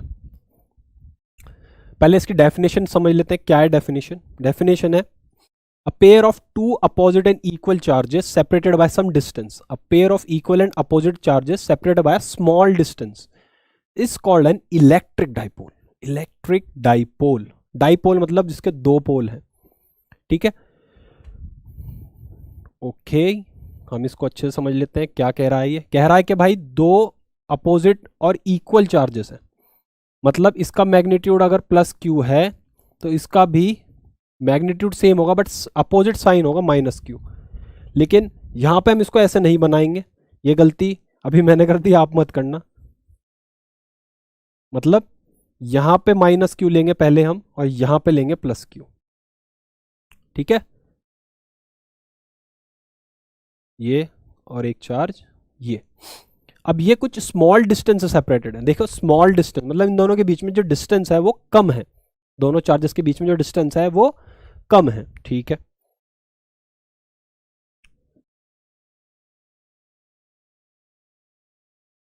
अब बच्चा लोग ध्यान रखना, ये जो डिस्टेंस है ना आपका, ये RA कभी नहीं दिया जाता, ये हमेशा दिया जाता है 2A। ऐसा क्यों, ये भी बताऊंगा मैं आपको, क्यों दिया जाता है ये भी मैं बताऊंगा आपको, बट फिलहाल आप समझिए कि जो इनके बीच में डिस्टेंस है वो 2A बोल दिया जाता है। कितना? 2A, ये इन दोनों के बीच में डिस्टेंस है, R नहीं है। ठीक है, 2A है। दो चार्जेस हैं, मैग्नीट्यूड सेम है और अपोजिट है नेचर में, माइनस है तो इधर प्लस है। ठीक है, दोनों के बीच में डिस्टेंस है 2A का, इस सिस्टम को हम बोल देते हैं इलेक्ट्रिक डाइपोल। ठीक है, अब एक वर्ड हो रहा था डाइपोल मोमेंट। डाइपोल मोमेंट भाई एक क्वांटिटी है P और उसके ऊपर वेक्टर स्मॉल p आप बनाओगे और उसके ऊपर ऐसे वेक्टर बना दोगे, इसको हम बोल देते हैं डाइपोल मोमेंट। मतलब डाइपोल मोमेंट क्यों? ये आपके डाइपोल की डायरेक्शन बताएगा। ठीक है, ये क्या बताएगा? डायरेक्शन बताएगा आपके डाइपोल की। तो आपके डाइपोल की जो डायरेक्शन वो इधर से इधर जाएगी, -q to positive q, -q to positive q है इसकी डायरेक्शन, इस डाइपोल मोमेंट की। ठीक है, ये चीज न्यूमेरिकल में हेल्प करेगी, अभी से ध्यान रख लो। इसकी डायरेक्शन क्या है? -q टू पॉजिटिव q, इसकी जो डायरेक्शन है। ठीक है, इस डायरेक्शन में होगा। ठीक है, ये भी आपको समझ में आ गया। ओके, अब बच्चा लोग यहाँ पे डाइपोल मोमेंट है। ठीक है, ये कैसी क्वांटिटी है? वेक्टर क्वांटिटी है, क्योंकि यहाँ पे हम डायरेक्शन की बात कर रहे हैं। So dipole moment is a vector quantity. ये छोटे छोटे पॉइंट है, आई होप मुझे ये आपको लिखवाने की इतनी जरूरत नहीं है, नोट्स मैंने इसलिए नहीं लिखा। ये आप खुद से लिखते चलिएगा, नोट्स बनाते चलिएगा।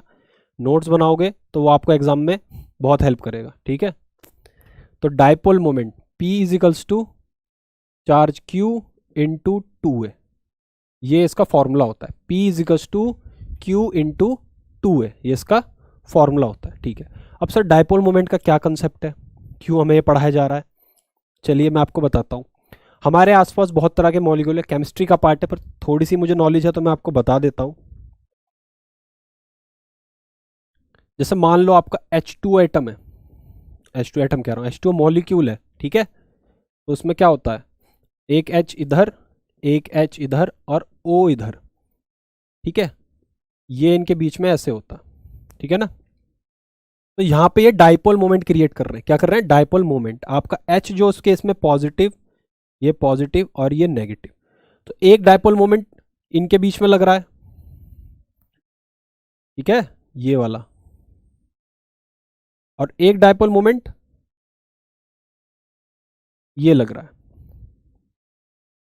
ठीक है बच्चा लोग, ये तो हमारे आसपास जो आप मॉलिक्यूल्स देख रहे हो वो डायपोल मोमेंट उनके अंदर देखने को मिल जाता है, इसीलिए हम डायपोल मोमेंट का कंसेप्ट पढ़ते हैं।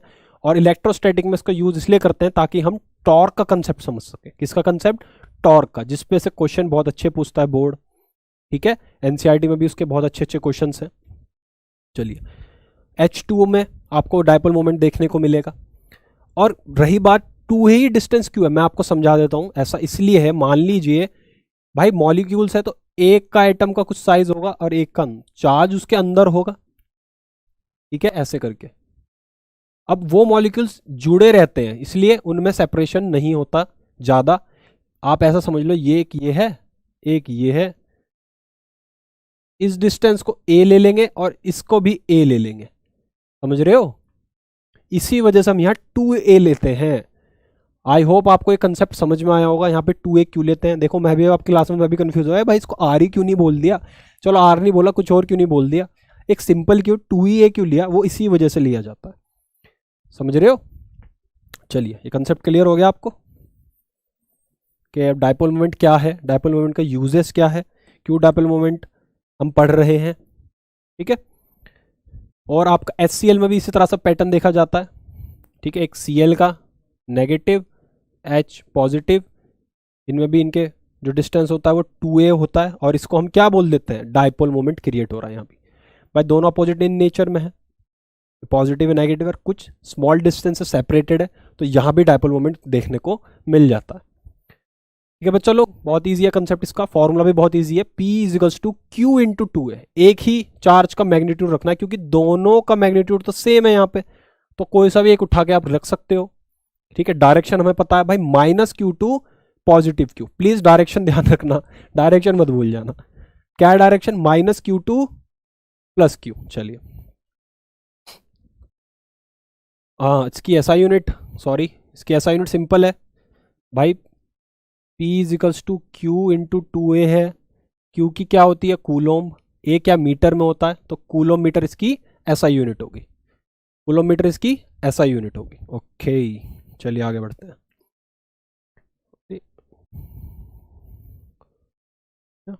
वो वाला टॉपिक कहाँ गया? चलिए मैं बता देता हूँ। एक चीज़ और है जो आपको समझनी चाहिए, आइडल डाइपोल जिसको बोल देते हैं, कई बार पूछ लेते हैं कई बार नहीं, छोटा सा ही कंसेप्ट है इसका, आइडल डाइपोल। आइडल डाइपोल क्या होता है सर? बता रहा हूँ, सबर तो करो। आइडल डाइपोल बच्चा लोग, मान लो आपके पास दो पॉइंट चार्जेस हैं, माइनस क्यू और प्लस क्यू। ठीक है, इनके बीच में सेपरेशन है 2A का। ठीक है, जब आपका जो चार्ज है, जो क्यू, इन पे जो मैग्नीट्यूड है वो एक साथ बढ़े और इन्फिनिटी की तरफ बढ़ता ही चले जाए, बढ़ता ही चले जाए, बढ़ता ही चले जाए, और इनके बीच में जो सेपरेशन है 2A वो बढ़ जाए, वो घटता ही चले जाए, घटता ही चले जाए, मतलब चार्ज की वैल्यू तो बढ़ रही है, चार्ज का साइज नहीं बढ़ रहा। ठीक है, चार्ज पे जो मैग्नीट्यूड है, जो चार्ज का फोर्स है वो बढ़ता जा रहा है, बढ़ता जा रहा है, बढ़ता जा रहा है, और इनके बीच में जो सेपरेशन है वो घटता जा रहा है, साइज नहीं बढ़ रहा, ध्यान रखना इस बात को। तब हम इसको क्या बोलते हैं? तब हम इसको आइडल डाइपोल बोलते हैं। क्या बोलते हैं इसको? हम आइडल डाइपोल, इसको हम आइडल डाइपोल बोल देते हैं। ठीक है ना, ऐसा केस किसी मॉलिक्यूल्स में देखने को तो नहीं मिला, ये एक हाइपोथेटिकल कंडीशन है जो हम समझ लेते हैं, किसी क्वेश्चन में पूछ लिया जाए तो इसलिए मैंने आपको बता दिया। ठीक है, अब इसमें एक चीज ध्यान देना, इस डाइपोल मोमेंट की, it has a finite magnitude value, मतलब मैग्नीट्यूड की जो वैल्यू है वो फाइनाइट होगी, ध्यान रखना, मतलब आप उसको नाप सकोगे, बट जो इनके बीच में सेपरेशन है उसको नहीं। ठीक है, चलिए, तो इसका कंसेप्ट ज़्यादा बड़ा नहीं है, ना ही ज़्यादा क्वेश्चन बोर्ड से अभी तक पूछा नहीं देखने पर, फिर भी बाई चांस पूछ ले 1-2 मार्क्स में तो मैंने आपको बता दिया। आपको पता होना चाहिए कि आइडल डाइपोल क्या होता है। जब चार्ज आपका बढ़ता बढ़ता इन्फिनिटी की तरफ जा रहा है और उन दोनों के बीच में जो सेपरेशन वो घटते घटते घटते घटते जीरो की तरफ जा रहा है, कंडीशन तो ये भी पॉसिबल नहीं है, बस एक हाइपोथेटिकल कंसेप्ट है। तो बच्चा लोग अब तक हमने आइडल डायपोल पढ़ लिया अच्छे से। अब क्या है कि इलेक्ट्रिक डायपोल में ना आपके एक चीज़ आ जाती है, दो तरह के फॉर्मूलेज हैं, मतलब दो तरह की ऐसी कंडीशंस हैं जिनमें आपको ये चीज़ें पता होनी चाहिए। क्या वो कंडीशन है देखते हैं बच्चा।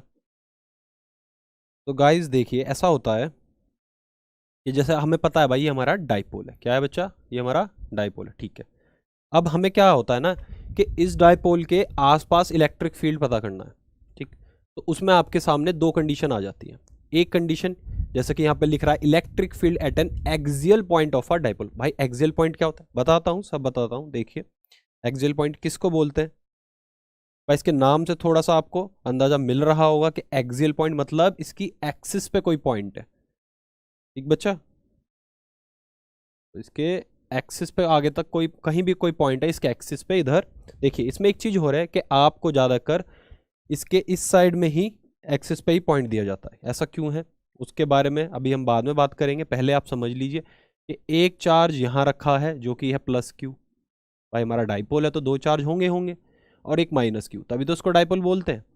अब इन दोनों के इस सिस्टम के वजह से, इस डाइपोल के वजह से इस एक्सिस पे कहीं भी एक पॉइंट पे आपको निकालने को मिल जाता है इलेक्ट्रिक फील्ड।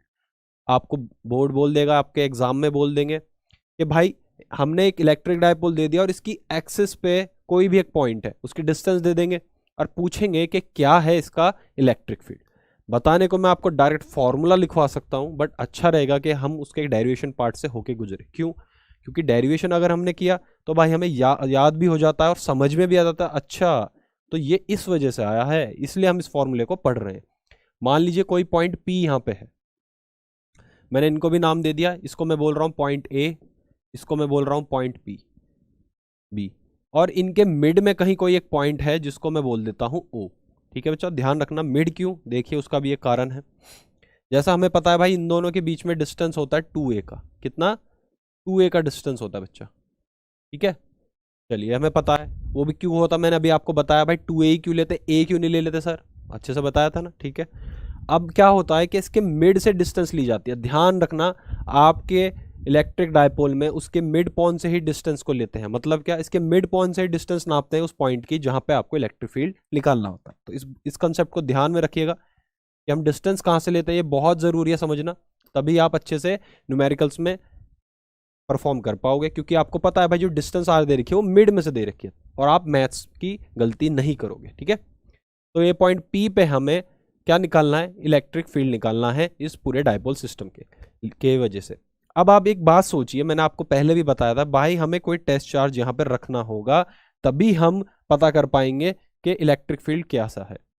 भाई मैंने यहाँ पे माना प्लस क्यू नॉट, पॉजिटिव का क्यू नॉट, एक टेस्ट चार्ज जो कि पॉजिटिव है उसको मैंने अपने इस की एक्सियल पॉइंट पे मान लिया कि पी पॉइंट पे मेरा एक टेस्ट चार्ज रखा है।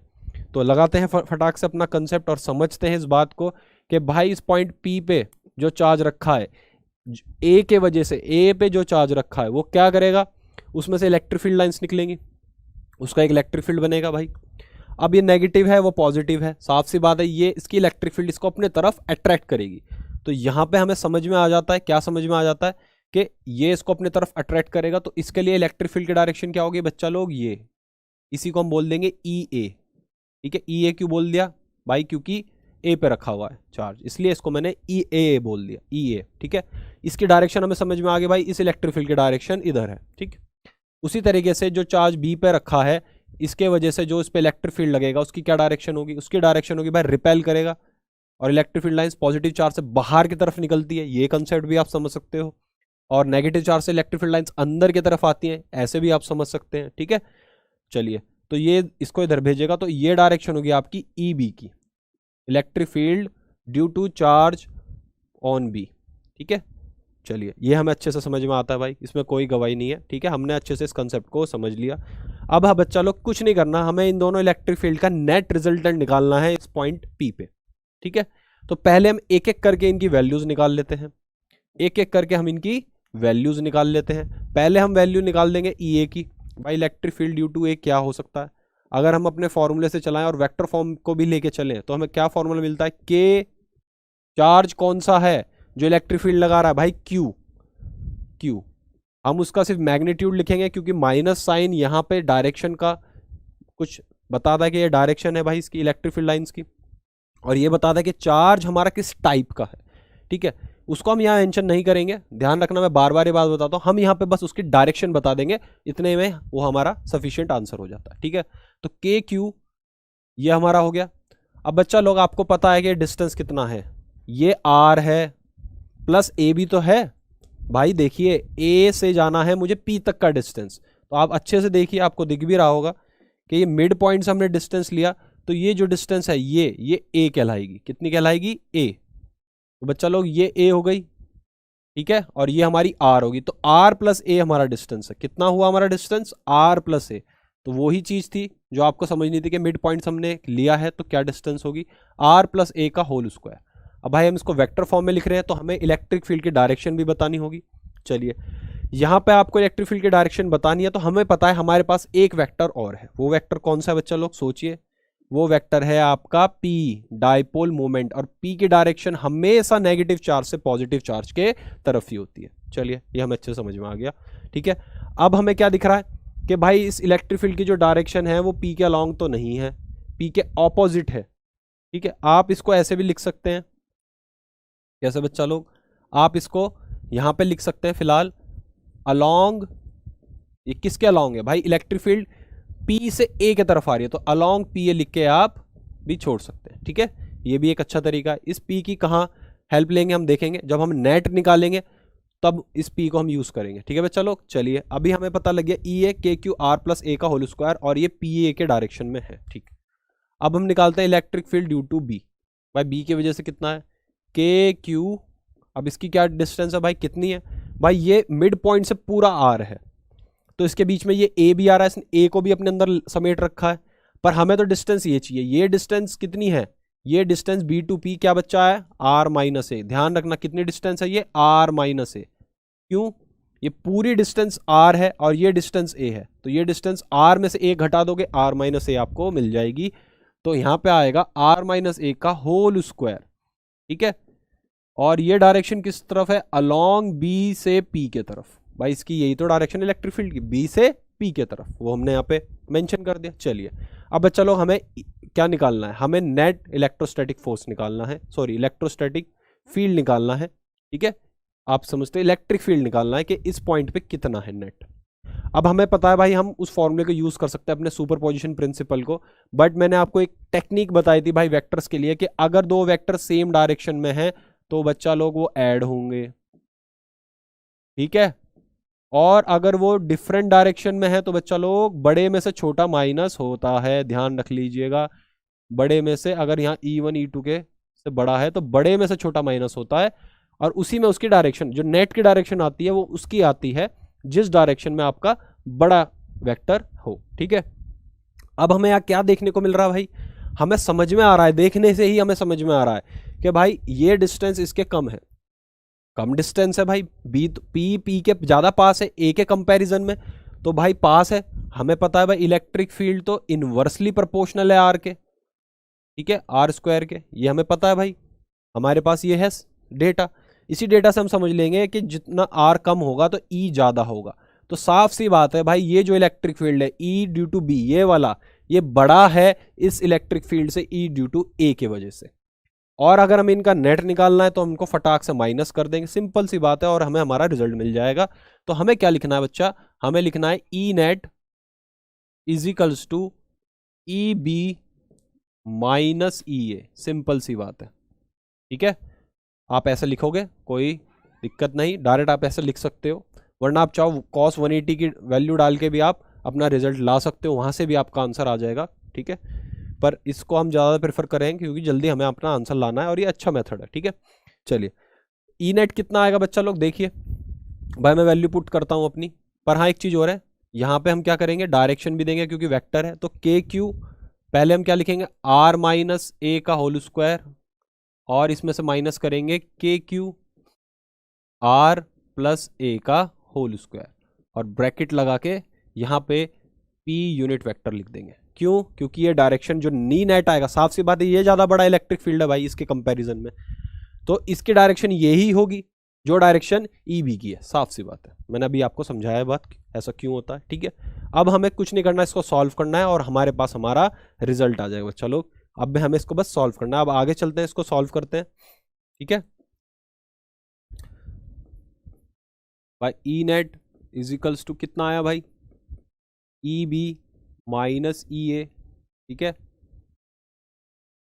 और हमने लिख दिया भाई के q upon are minus A का स्क्वायर माइनस के q upon R plus A का स्क्वायर।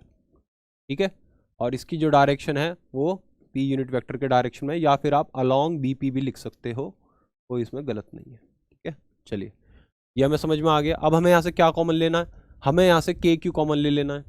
भाई दिख रहा है हमें के क्यू कॉमन है, और बची हुई वैल्यू उसको अंदर छोड़ देना है, 1 अपॉन आर माइनस ए का square minus 1 upon R plus A का स्क्वायर। ठीक है गाइज, आई होप आप सुन रहे हैं, समझ रहे हैं इस बात को अच्छे से, जो यहाँ पे लिखा जा रहा है। बोर मत होइएगा, इस चीज़ को अच्छे से समझिए कि मैथ्स वाला पार्ट बहुत ज़रूरी है, इसमें गलती होने के चांसेस होंगे। ठीक है, काफ़ी बुक्स में इसको डायरेक्ट भी आपको आंसर दे देंगे, बीच की चीज़ें नहीं समझाएंगे, मैं यहाँ पे समझा रहा हूँ तो प्लीज़ ध्यान से सुनिए। ठीक है, यहाँ पे क्या हो रहा है देखिए, कैसे फॉर्मूला हमारा आता है, आर माइनस ए का होल स्क्वायर और आर प्लस ए का होल स्क्वायर, हमारा नीचे एलसीएम में भाई आर प्लस ए स्क्वायर इधर चला जाएगा, आर माइनस ए स्क्वायर इधर चला जाएगा, क्योंकि ऊपर 1 1 है। ठीक है, और एलसीएम लेंगे तो ऊपर आ जाएगा आर प्लस ए का whole square minus R minus A का होल स्क्वायर, और डिवाइड में आपका दोनों वैल्यू मल्टीप्लाई में हो जाएगी, आर माइनस ए का होल स्क्वायर मल्टीप्लाई में आर प्लस ए का होल स्क्वायर बच्चा लोग। और बाहर आपको क्या मिला, बाहर आपको मिला के क्यू, और डायरेक्शन के लिए पी यूनिट वेक्टर। ठीक है, चलिए अब हमें ये समझ में आ गया भाई। ठीक है, अब हमें क्या करना है, बस इसको सॉल्व करना है। भाई खोलो ब्रैकेट, क्या आता है, ब्रैकेट खोलो, क्या आता है भाई, r square plus a square plus 2AR। ठीक है, माइनस साइन बीच में है, तो बच्चे लोग ब्रैकेट लगा देना ताकि आपसे गलती ना हो। आर माइनस ए स्क्वायर को खोलो, आर स्क्वायर माइनस नहीं plus a square minus 2AR, और ब्रैकेट क्लोज। ठीक है, अपॉन में क्या आया, अपॉन में आर माइनस ए का स्क्वायर और आर प्लस ए का स्क्वायर। ठीक, और बाहर हमारा पी यूनिट वेक्टर। ठीक, के क्यू, अब आपको क्या करना है भाई, आपको दिख रहा है, माइनस खोलूंगा तो क्या मिलेगा, r square plus a square plus 2AR minus r square minus a square और माइनस माइनस प्लस 2AR।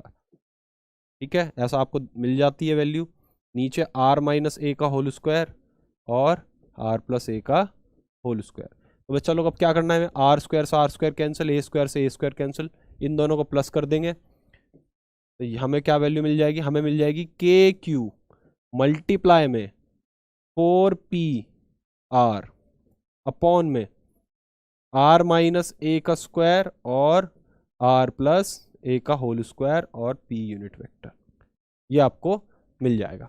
ठीक है, चलिए हमें समझ में आ गया, फॉर्मूला हमारा रिजॉल्व हो गया। अब यहाँ पे दो चीज़ हमें और रिजॉल्व करनी है, ये नीचे की जो वैल्यूज़ है इनको भाई आर माइनस ए का होल स्क्वायर और आर प्लस ए का होल स्क्वायर है, जब आप इनको, बहुत प्यारी सी मैथ्स है, इसमें सिंपल सी है, आप बड़ी क्लास में आपको समझ आ गया होगा कि इसमें ज़्यादा कुछ नहीं करना हमें, आर माइनस ए का स्क्वायर और आर प्लस ए का होल स्क्वायर है। तो जब आप इसको खोल के और मल्टीप्लाई करके वापस से लिखोगे तो एक वैल्यू आपको मिलेगी, क्या मिलेगी बच्चा लोग, ध्यान रखना, मैं यहाँ पे साइड में लिख रहा हूँ कि आर माइनस ए के होल स्क्वायर और आर प्लस ए के होल स्क्वायर को आप लिख सकते हो r square minus a square का होल स्क्वायर। ध्यान रखना, वही चीज़ हम यहाँ पे कर रहे हैं। और एक चीज़ और कर रहे हैं बच्चा लोग, हमें पता है कि P जो है वो बराबर होता है Q इंटू 2A के, है ना, Q इंटू 2A के, सॉरी यहाँ पे 2AR आना था, मैंने 4PR लिख दिया, चलिए कोई नहीं, यहाँ पे आएगा 4AR बच्चा लोग, A है ये, ठीक है, 2AR प्लस 2AR 4AR। ठीक है, चलिए तो ये हमारा आ गया, यहाँ पे सही से साफ तरीके से लिख देते हैं,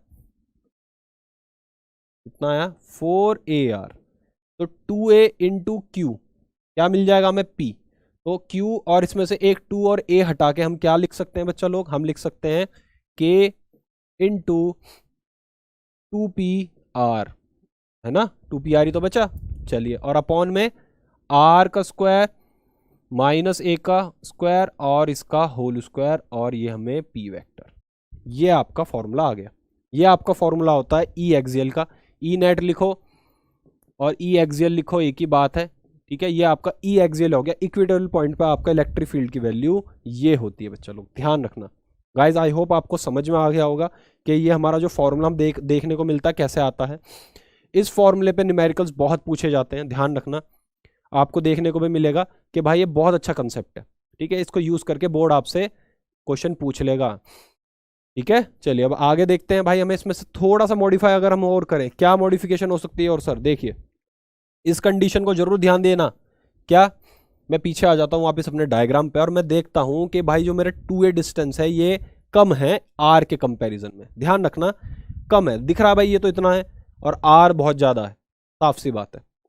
तो बच्चा लोग ध्यान रखना कि जब भी कंडीशन कुछ ऐसी हो कि जो ये डिस्टेंस है आपका उस चार्ज का जो आपके इन डाइपोल के मिड पॉइंट से बहुत ज़्यादा आगे रखा हो, बहुत ज़्यादा आगे रखे, या तो आप ऐसे समझ लो या फिर आप ऐसे समझ लो कि इन दोनों के बीच में जो डिस्टेंस है 2a, उसके कंपैरिजन में ये जो डिस्टेंस है r, इनके मिड पॉइंट से लेकर उस चार्ज तक का जो डिस्टेंस है वो बहुत ज़्यादा है। कैसे, एक एग्जांपल से मैं आपको समझा देता हूं ताकि आपको कंफ्यूजन ना हो, ठीक है।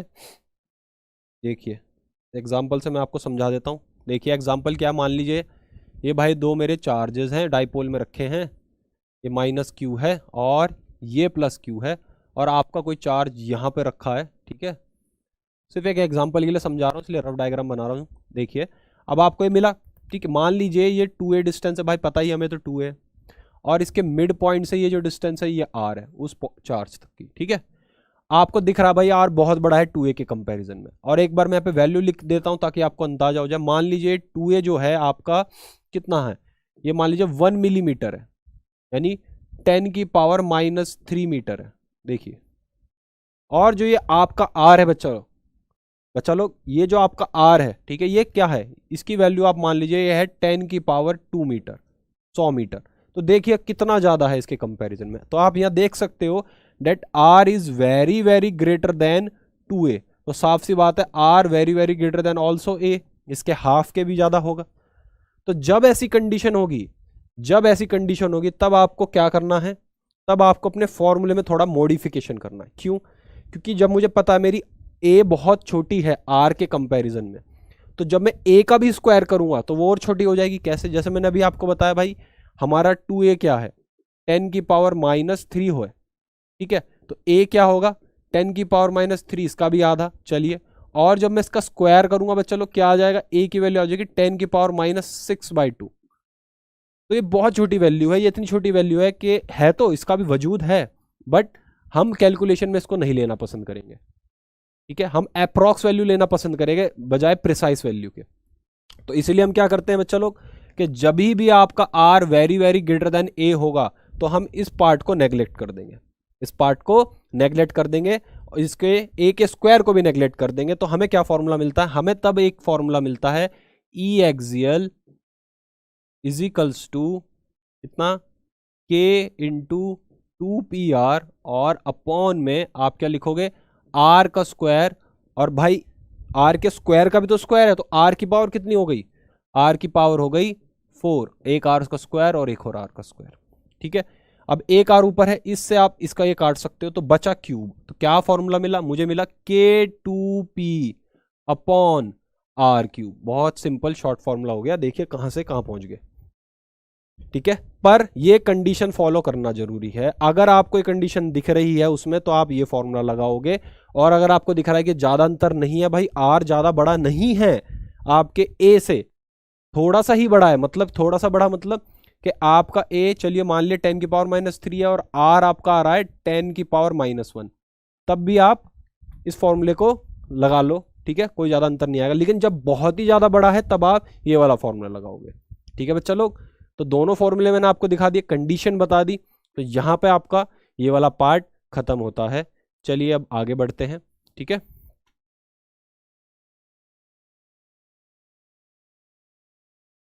ओके स्टूडेंट्स, बच्चा लोग, हमने अब तक एक्सियल पॉइंट पे निकाल लिया, ठीक है। ये इसका पार्ट 1 था इलेक्ट्रिक डाइपोल का, जो आप अपने न्यूमेरिकल में फॉर्मूला यूज़ करोगे एक्सियल पॉइंट पे। इसका दूसरा जो पार्ट है वो है equi equatorial point of a dipole, equatorial, not की इक्विलेटरल ट्रायंगल, तो इसमें कंफ्यूज मत होना, ये है इक्विटोरियल। इक्विटोरियल का क्या मतलब होता है वो भी हम जब करेंगे आपको धीरे धीरे समझ में आ जाएगा। देखिए जैसा कि मान लो हमने अपने चार्ज को, पहले मैं यहाँ पे आपको डायग्राम बना देता हूँ आपके लिए, इससे आपको इजीली समझ में आ जाएगा कि मैं करने क्या जा रहा हूँ। वो रखते हैं वाइट कलर, ठीक है। चलिए ये आपका यहाँ पे बन गया। अब देखिए इसमें क्या है, जैसे कि हम जानते हैं भाई हमारे डायपोल में दो चार्ज होते हैं, इधर माइनस क्यू होता है, इधर प्लस क्यू होता है, ठीक है। अब ये ट्रायंगल जैसा आपको दिख रहा है, ऐसा क्यों है वो भी बताता हूँ आपको। इसको हमने पॉइंट दे दिया ए, जिस पे है चार्ज माइनस क्यू, ये है पॉइंट बी जिस पर रखा हुआ है चार्ज प्लस क्यू, ठीक है बच्चा लोग। अब देखिए इक्विटोरियल का मतलब है कि इनसे इक्वी डिस्टेंस पे है। अभी हमने इसके एक्सियल पे निकाला था, अब हम इससे ऊपर की तरफ निकालेंगे, ठीक है। कहने का मतलब ये है कि इसके सेंटर के जस्ट ऊपर एक लाइन अगर आप खींच दो यहाँ पे, ये वाली पार्ट देखिए ऐसे, यहाँ से हम बिल्कुल सही ये ऊपर की तरफ गए, तो एक्सियल पॉइंट पे जब आप निकाला तो एक्सियल पॉइंट, जब आप इस एक्सिस से परपेंडिकुलर डिस्टेंस ऊपर जाओगे, परपेंडिकुलर डिस्टेंस कैसी होनी चाहिए, वो ऐसी होनी चाहिए कि यहाँ से भी ये डिस्टेंस बराबर हो और ये जो डिस्टेंस दिख रही है ये भी बराबर हो, तब आप इसको बोलोगे equatorial point of a dipole, ठीक है। कंसेप्ट समझ में आ गया, ठीक है। इसका क्या फॉर्मूला होता है सर वो भी हम देखेंगे। चलिए अब देखते हैं हम, पहले हमें ये समझ लेना है भाई कि यहाँ पे क्या रखा हुआ होगा, बिल्कुल सही एक टेस्ट चार्ज रखा होगा जिसके ऊपर हमें एक इलेक्ट्रिक फील्ड पता करना है। इसको मैंने नाम दे दिया पॉइंट सी, क्या नाम दे दिया, ये मेरा पॉइंट है सी, ठीक है। ये डिस्टेंस और ये जो डिस्टेंस है ये इक्वल है, ये डिस्टेंस बढ़ भी सकती है घट भी सकती है, ठीक है, बट ये जो डिस्टेंस है ये दोनों आपकी इक्वल रहेगी। तो ये इक्विलेटरल ट्रायंगल नहीं होगा, प्लीज़ इस बात को अभी से दिमाग में रख लीजिए। कभी आप सोचोगे ये इक्विलेटरल ट्रायंगल है तीनों साइड इक्वल है, नहीं, गलत कंसेप्ट। कंसेप्ट ये है कि इन दोनों चार से वो इक्वी डिस्टेंस पे होगा, जो इसकी एक्सिस के मिड पॉइंट के जस्ट परपेंडिकुलर ऊपर कहीं भी हो सकता है, यहाँ यहाँ यहाँ यहाँ कहीं भी, पर ये इसके मिड पॉइंट के ऊपर ही कहीं माना जाता है, ठीक है। चलिए हमने यहाँ पे अपना टेस्ट चार्ज रख दिया। अब आपको पता है भाई टेस्ट चार्ज मैंने यहाँ पे रखा तो इलेक्ट्रिक फील्ड भी कहीं ना कहीं अप्लाई ज़रूर होगा बच्चा लोग। तो ये नेगेटिव है ये पॉजिटिव है, तो ये इसको क्या करेगा, बिल्कुल सही अपनी तरफ खींचेगा, ठीक है ना। तो ये कुछ ऐसा आपको दिखेगा, मैं इसके ऊपर ऐसे बना देता हूँ और इसको कलर कर देता हूँ ताकि आपको डिफरेंस समझ में आए। इस इलेक्ट्रिक फील्ड की डायरेक्शन ये होगी। अब ये क्या करेगा भाई, ये पॉजिटिव नेचर, ये अब ये इसको रिपेल करेगा, तो इस वाले इलेक्ट्रिक फील्ड की डायरेक्शन ये वाली होगी, ठीक है ना। इसको मैं ग्रीन कर देता हूँ ताकि आपको डिफरेंस पता लग जाए दोनों में। चलिए ये भी हमें समझ में आ गया, ठीक है सर आपने समझा दिया। चलिए अब धीरे धीरे हम अपने डिस्टेंस को देख लेते हैं, कितनी डिस्टेंस, ये आपको पता है ये 2a है, ये डिस्टेंस कितनी है 2a है ये डिस्टेंस 2a है। ये डिस्टेंस कितनी होगी भाई, मिड पॉइंट्स के ऊपर है, तो यहाँ से यहाँ तक की डिस्टेंस सिंपल सी बात है भाई, ये डिस्टेंस मेरी a होगी, ये भी डिस्टेंस मेरी a होगी, समझ में आ गया। चलिए अगर मैं इस डिस्टेंस को r लेता हूँ, ये जो डिस्टेंस यहाँ तक ये कितनी है r है, ये डिस्टेंस कितनी है यहाँ से यहाँ तक r है, ठीक है। तो बाय पाइथागोरस आपको पता है ये डिस्टेंस कितनी होगी, बिल्कुल सही, ये जो डिस्टेंस होगी ये हो जाएगी r square plus a square और अंडर रूट या पावर 1/2, एक ही बात है। तो ये डिस्टेंस भी इतनी आ जाएगी, ये वाली भी, ये दोनों डिस्टेंस क्योंकि इक्वल है, तो यहाँ पे आप लिख लेते हैं हम आपकी इजीनेस के लिए that a c is equals to b c is equals to r square plus a square का अंडर रूट, ठीक है, या पावर 1/2, एक ही बात है। चलिए अब फील्ड को भी नाम दे देते हैं, ठीक है बच्चा लोग। मेरा ये वाला जो फील्ड है इसका क्या नाम होगा, मैंने यहाँ पे ए पॉइंट रखा है तो मैं इसको ई ए बोल देता हूँ, ठीक है ना, कंफ्यूज नहीं होने का, ये वाला है, इसको मैं क्या नाम दे देता हूँ, इसको मैं नाम दे देता हूँ ई, चलो इसको यहाँ ना लिख के यहाँ लिख देते हैं। ये वाला क्या है, ई, बी की वजह से लग रहा है ई बी। चलिए ये भी मुझे समझ में आ गया, ओके। अब बाय सुपरपोजिशन प्रिंसिपल आपको पता है बच्चा लोग, कंफ्यूजन नहीं होगा कि भाई इसका और इसका मैग्नीट्यूड सेम है, तो जितनी जान से ये इसको अपनी तरफ खींचेगा उतनी जान से ये इसको अपने से दूर फेंकेगा। तो इन दोनों के बीच को बैलेंस करने के लिए जस्ट मिड से आप एक वेक्टर ड्रॉ कर दोगे, है ना। तो रेड कलर का बना लेते हैं। चलिए, तो जो आपका रिजल्टेंट इलेक्ट्रिक फील्ड होगा वो कुछ इस डायरेक्शन में आपका आएगा, वो कुछ इस डायरेक्शन में आएगा। ठीक है, चलिए ये भी आपको समझ में आ गया। चलिए ओके, ये हमारे पास सारी चीज़ क्लियर होगी। इसी को हम बोल देंगे ई इक्विटोरियल। क्या बोल देंगे, ई क्यू यू, ऊपर हम ऐसे बना देते हैं और वेक्टर दे देते हैं, ये जो है। ठीक है, मैं यहाँ पे इसको इसलिए लिख रहा क्योंकि अभी मुझे यहाँ पे कुछ और ड्रॉ भी करना होगा। अभी आपके समझने के सब समझ में आ गया आपको, ठीक है सर हमें सब समझ में आ गया।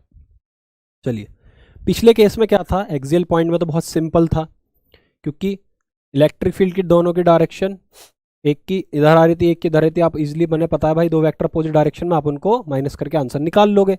बट यहाँ पे तो केस बिल्कुल एक इधर है एक इधर है, तो उनके बीच में एंगल बन रहा है, तो यहाँ पे आप क्या करोगे, एंगल मेथड लगाओगे या रेजोल्यूशन मेथड लगाओगे, तभी आपका ये ई क्यू यू की वैल्यू आएगी। चलिए, ये आपको समझ में आ गया, मिटा देते हैं।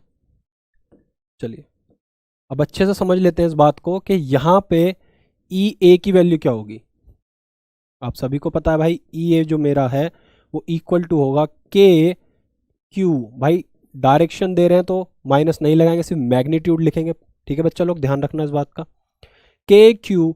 अब डिस्टेंस कितनी है, r square plus a square का पावर 1/2, पर इसका जब हम स्क्वायर करेंगे तो यही वैल्यू हमें मिल जाएगी, क्या, r square plus a square. समझ में आ रहा है भाई, पावर 1/2 ही, इसका आप स्क्वायर करोगे ये इससे कैंसिल हो जाएगी, तो हमें वही मिल जाएगा।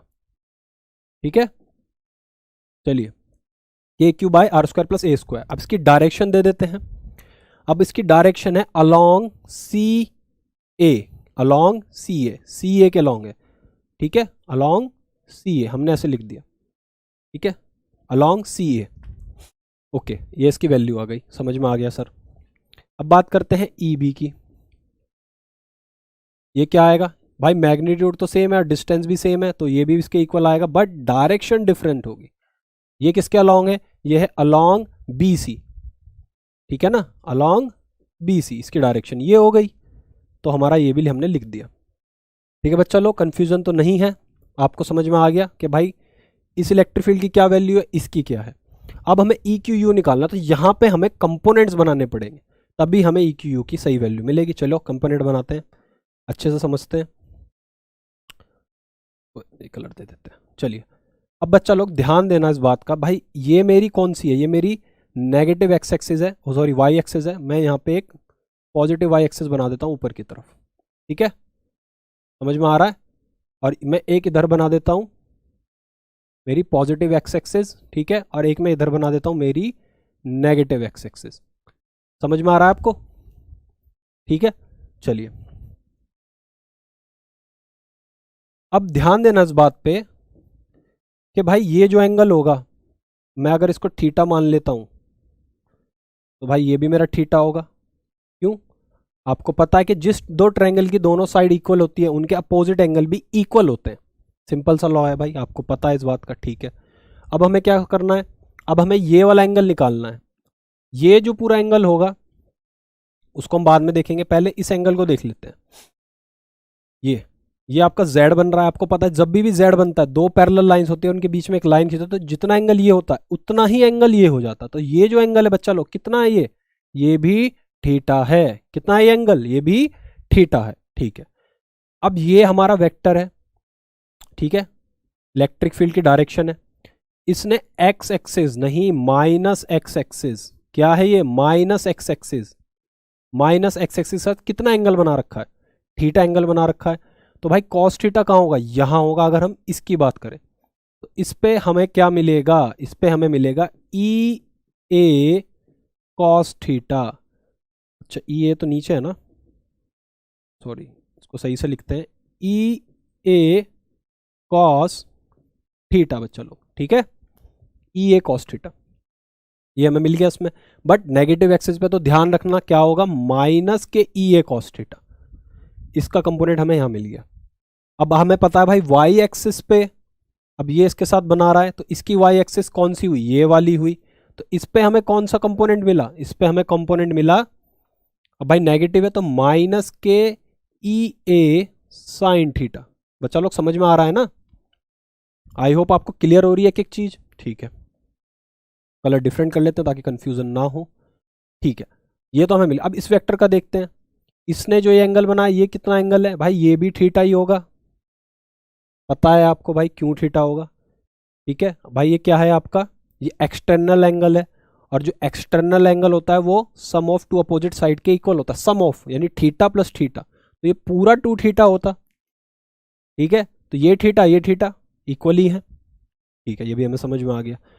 अब बच्चा लोग ये आपको पता है भाई, ये जो वेक्टर है ये एक्स एक्सिस के साथ, ये एक्स एक्सिस है, एक कंपोनेंट हमें यहाँ एक और मिलेगा ई बी का, अब minus e b cos theta हमें यहाँ मिल गया, माइनस ई बी। बेटा ध्यान रखना ये ई बी नीचे की तरफ है, ये मल्टीप्लाई में नहीं है, ई बी डिनोट कर देते हैं वो वाला, ठीक है। और हमें एक मिलेगा वाई, इस पे वाई एक्सिस पर ये पॉजिटिव है, तो प्लस का ई बी कॉस थीटा, समझ में आ रहा है ना, समझ में आ गया, चलिए बढ़िया। अब हम इनके कंपोनेंट्स को लिख लेंगे, चलिए हमें क्योंकि भाई नेट इलेक्ट्रिक फील्ड चाहिए तभी तो लिख पाएंगे जब हमें कंपोनेंट्स पता होंगे, है ना।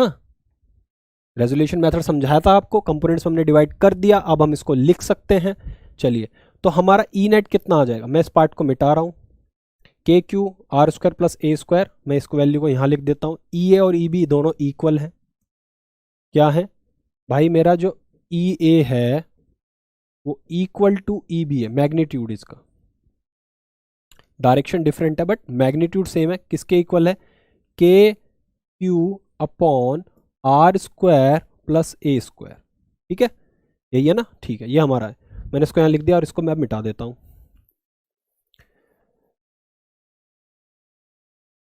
तो चलो बहुत प्यार से हम इसको समझेंगे, आपको परेशान नहीं होना, बहुत इजी मेथड है, ठीक है, बहुत प्यार से हम इसको समझेंगे। चलिए अब मुझे ई नेट निकालना है, इसको मैं ई नेट बोलूँ या ई क्यू यू बोल दूँ, एक ही बात है, आप इसको ऐसे भी डिनोट कर सकते हो। तो मैं इसके कंपोनेंट में इसको डिवाइड कर देता हूँ, मेरे पास सारे कंपोनेंट है, मैंने लिख दिया माइनस के ई ए कॉस थीटा, ठीक है, और फिर माइनस के ई ए साइन थीटा, ठीक है, उसके बाद फिर मैंने लिखा माइनस के ई बी कॉस थीटा, ठीक है, माइनस के ई बी कॉस थीटा, ये वाला कंपोनेंट। अब भाई दोनों इधर ही हैं, और ये प्लस का ई बी साइन थीटा। चलो आपको वेक्टर बहुत हार्ड लगता होगा, लेकिन देखो मैंने एक एक चीज़ आपके सामने रख दी है। चलिए अब आपको पता है भाई ये बी साइन थीटा है और ये माइनस ई ए साइन थीटा, भाई ई ए और ई बी तो मैग्नीट्यूड में सेम है ना, सेम है, मैग्नीट्यूड इन दोनों का सेम है, और एंगल भी साइन थीटा सेम है, तो ये दोनों आपस में क्या हो जाएंगे, ये दोनों आपस में कैंसल आउट हो जाएंगे, एक ऊपर एक नीचे, आप ऐसे भी समझ सकते हो इस चीज़ को, आप याद भी कर सकते हो इस पॉइंट को, कभी भी आपको सेम मैग्नीट्यूड के दो इलेक्ट्रिक फील्ड मिले और एक ऊपर जा रहा हो एक नीचे जा रहा हो, तो दोनों आपस में कैंसल आउट हो जाएंगे, बिल्कुल सही। जैसे कि भाई ई इधर है और इतना इलेक्ट्रिक फील्ड इधर है, तो ये दोनों आपस में जो आप इन्हें ऐड करोगे जीरो आंसर आ जाएगा, सिंपल सी बात है, ठीक है। तो ये दोनों आपस में कैंसिल हो जाएंगे, तो हमारे पास यही वैल्यू बची, कितनी वैल्यू बची, ये वाली वैल्यू। इसको हम क्या लिख सकते हैं, माइनस दोनों में कॉमन ले लिया मैंने, और मैं ई ए ई बी के इक्वल है, ठीक है, तो मैं इन दोनों में से कुछ भी उठा कर लिख सकता हूँ, कोई दिक्कत नहीं। चलो पहले लिख लेता हूँ ई ए कॉस थीटा, और मैंने माइनस कॉमन ले लिया तो ये प्लस हो जाएगा ई बी कॉस थीटा, ठीक है, सिंपल है। चलिए सर आपने कर दिया, बढ़िया, आप करोगे तो मुझे और अच्छा लगेगा, भले ये डेरिवेशन आपसे पूछा ना जाए, बट हम इसको क्यों कर रहे हैं मैंने फिर आपको बताया, भाई फॉर्मूला कैसा है पता तो होना चाहिए, ठीक है, ठीक है, दोनों हमारे पास सामने आ गए। अब मैं क्या करूँगा, मैं इस ई बी को भी ई ए रख दूंगा, ताकि सिंप्लिसिटी हो जाए, आपको कन्फ्यूज़न ना हो। ठीक है, अब ई ए कॉस थीटा प्लस ई ए कॉस थीटा दोनों ऐड हो जाएंगे, आंसर आ जाएगा माइनस के 2 ई ए कॉस थीटा। ऐड हो जाएंगे, बाहर आ जाएंगे तो -2 ई ए कॉस थीटा लिखा जाएगा। ठीक है बच्चा लोग, अब देखिए यहाँ पे थीटा की वैल्यू नहीं गिवन है, लेकिन आपको पता है कि कॉस थीटा क्या होता है। भाई कॉस थीटा मेरा क्या होता है, इस ट्रायंगल में अगर मैं बात करूं तो कॉस थीटा क्या होगा, कॉस थीटा होता है बेस अपॉन हाइपोटेन्यूज। ठीक है, तो हमें पता है भाई बेस हमारा, क्योंकि एंगल ये है, तो बेस हमारा कितना ए है। मैं यहाँ पे लिख देता हूँ वैल्यू कि कॉस थीटा हमारा क्या होगा, बेस ए है, हाइपोटेन्यूज क्या है हमारा r square plus a square और इसकी पावर हाफ। सिंपल है भाई, चलिए हमने कर दिया। अब हमें क्या करना है, -2, ठीक, ई ए की वैल्यू रख देंगे। ई ए की वैल्यू क्या है, वहां से उठा कर रखो, k q by r square plus a square multiply में कॉस थीटा की value a upon r square plus a square की पावर 1/2। तो सिंप्लीफाई कर लेंगे तो कितना आ जाएगा, देखो बच्चा लोग, मैंने आपको पहले ही बताया था 2 और क्यू और इंटू ए, के की वैल्यू क्या होती है 2q इंटू ए, तो यहाँ से मैं 2 और q और a को लेके p लिख सकता हूँ, p लिख सकता हूँ ना। ठीक है, मैं यहाँ पे इसको p लिख देता हूँ। तो कितना बचा, -k इंटू पी और अपॉन में क्या आया भाई, मैं इन दोनों को कर दूंगा r square plus a square, इसकी पावर 1 है, इसकी पावर 1/2 है, दोनों ऐड होके कितना हो जाएगा 3/2। कितना हो जाएगा 3/2, आया समझ में, कितना हो जाएगा 3/2 हो जाएगा। आई होप आपको क्लियर हो गया ये बात। चलिए, ये आपके समझ में आ गया, क्लियर होगी ये चीज़। ठीक है, अब हम आगे बढ़ते हैं। समझ में आ रहा है ना, क्या करा हमने, हमने दोनों इलेक्ट्रिक फील्ड की मैग्नीट्यूड रखे, उनके कंपोनेंट्स रखे, तो वहाँ से हमें ये वैल्यू मिल गई। फिर हम वही कंसेप्ट अप्लाई करेंगे। क्या कंसेप्ट, क्या हो सर, अगर ये ए बहुत छोटा हो और आर बहुत बड़ा हो, मतलब जब आपका आर बहुत बहुत बड़ा हो जाएगा ए से, तो हम इस ए की जो भी पावर है उसको नेगलेक्ट कर देंगे। भाई ए बहुत छोटा है तो ए का स्क्वायर तो और भी ज़्यादा छोटा हो जाएगा ना। मान लो 0.01 है, इसका आप स्क्वायर करोगे तो 0.01 इंटू 0.01, तो ये तो और छोटा हो जाएगा। तो मैथमेटिकल कैलकुलेशन इजी करने के लिए हम क्या करेंगे, इसको नेगलेक्ट कर देंगे। इसको क्या कर देंगे, नेगलेक्ट कर देंगे। ठीक है, मैं आगे लिख देता हूं। तो यहां हमारा ई क्यू यू इक्विटोरियल पे क्या आ गया, हमारा आ गया भाई -के इंटू पी अपॉन में क्या, अगर मैं यहाँ पे वेक्टर लगा दूं तो इस पे भी पी पे वेक्टर आ जाएगा। ठीक है, अपॉन में क्या, अपॉन में आएगा भाई आर स्क्वायर। ठीक है, और पावर रह जाएगी 3, क्यों, क्योंकि भाई ए की पावर 2 नेगलेक्ट हो जाएगी। क्या हो जाएगी, नेगलेक्ट, इसको हम नहीं लेंगे कैलकुलेशन में, या कोई फर्क नहीं पड़ता। तो ये आपके पास फॉर्मूला आ गया, के पी पावर से पावर कैंसिल, तो आर का क्यूब आ गया। इसको और सिंप्लीफाई करके हम लिखेंगे 1/4πε0 इंटू में पी अपॉन आर क्यू। अच्छा बच्चा लोग, माइनस क्यू आ रहा है, आपको पता है, ये हमारा फॉर्मूला आ गया। ठीक है, ये हमारा फॉर्मूला आ गया, यही फॉर्मूला है जो आपको न्यूमेरिकल में ज़्यादा पूछा जाएगा। अच्छा बच्चा लोग, माइनस क्यू है, सोचा है कभी, यहाँ पे माइनस क्यू है, देखो खुद देखो भाई, हमारा पी वेक्टर तो इस डायरेक्शन में है ना, पी वेक्टर जो है वो आपका इस डायरेक्शन में है, डाइपोल मूवमेंट, और ये इसके एंटी पैरेलल है, इस डायरेक्शन में, अपोजिट डायरेक्शन में, तो इसीलिए यहाँ पे आपका माइनस आया। तो ये माइनस साइन क्या दर्शा रहा है यहाँ पे, ये माइनस साइन यही दर्शा रहा है कि जो आपका इलेक्ट्रिक फील्ड है वो डाइपोल मोमेंट के एंटी पैरेलल है। एक्सियल पॉइंट में हमारा क्या आया था, एक्सियल पॉइंट में हमारा इधर के तरफ आया था। ठीक है, और एक्सियल पॉइंट की क्या वैल्यू आई थी देख लेते हैं एक बार। ई एक्सियल आया था हमारा 2p अपॉन में 4πε0 r का स्क्वायर आया था, ये क्यूब आया था, एक मिनट,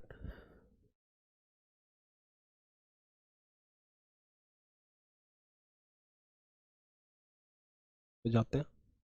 अच्छा ठीक है, चलिए वो पार्ट कोई नहीं, हम यहाँ समझ लेते हैं इस बात को, कोई दिक्कत नहीं है।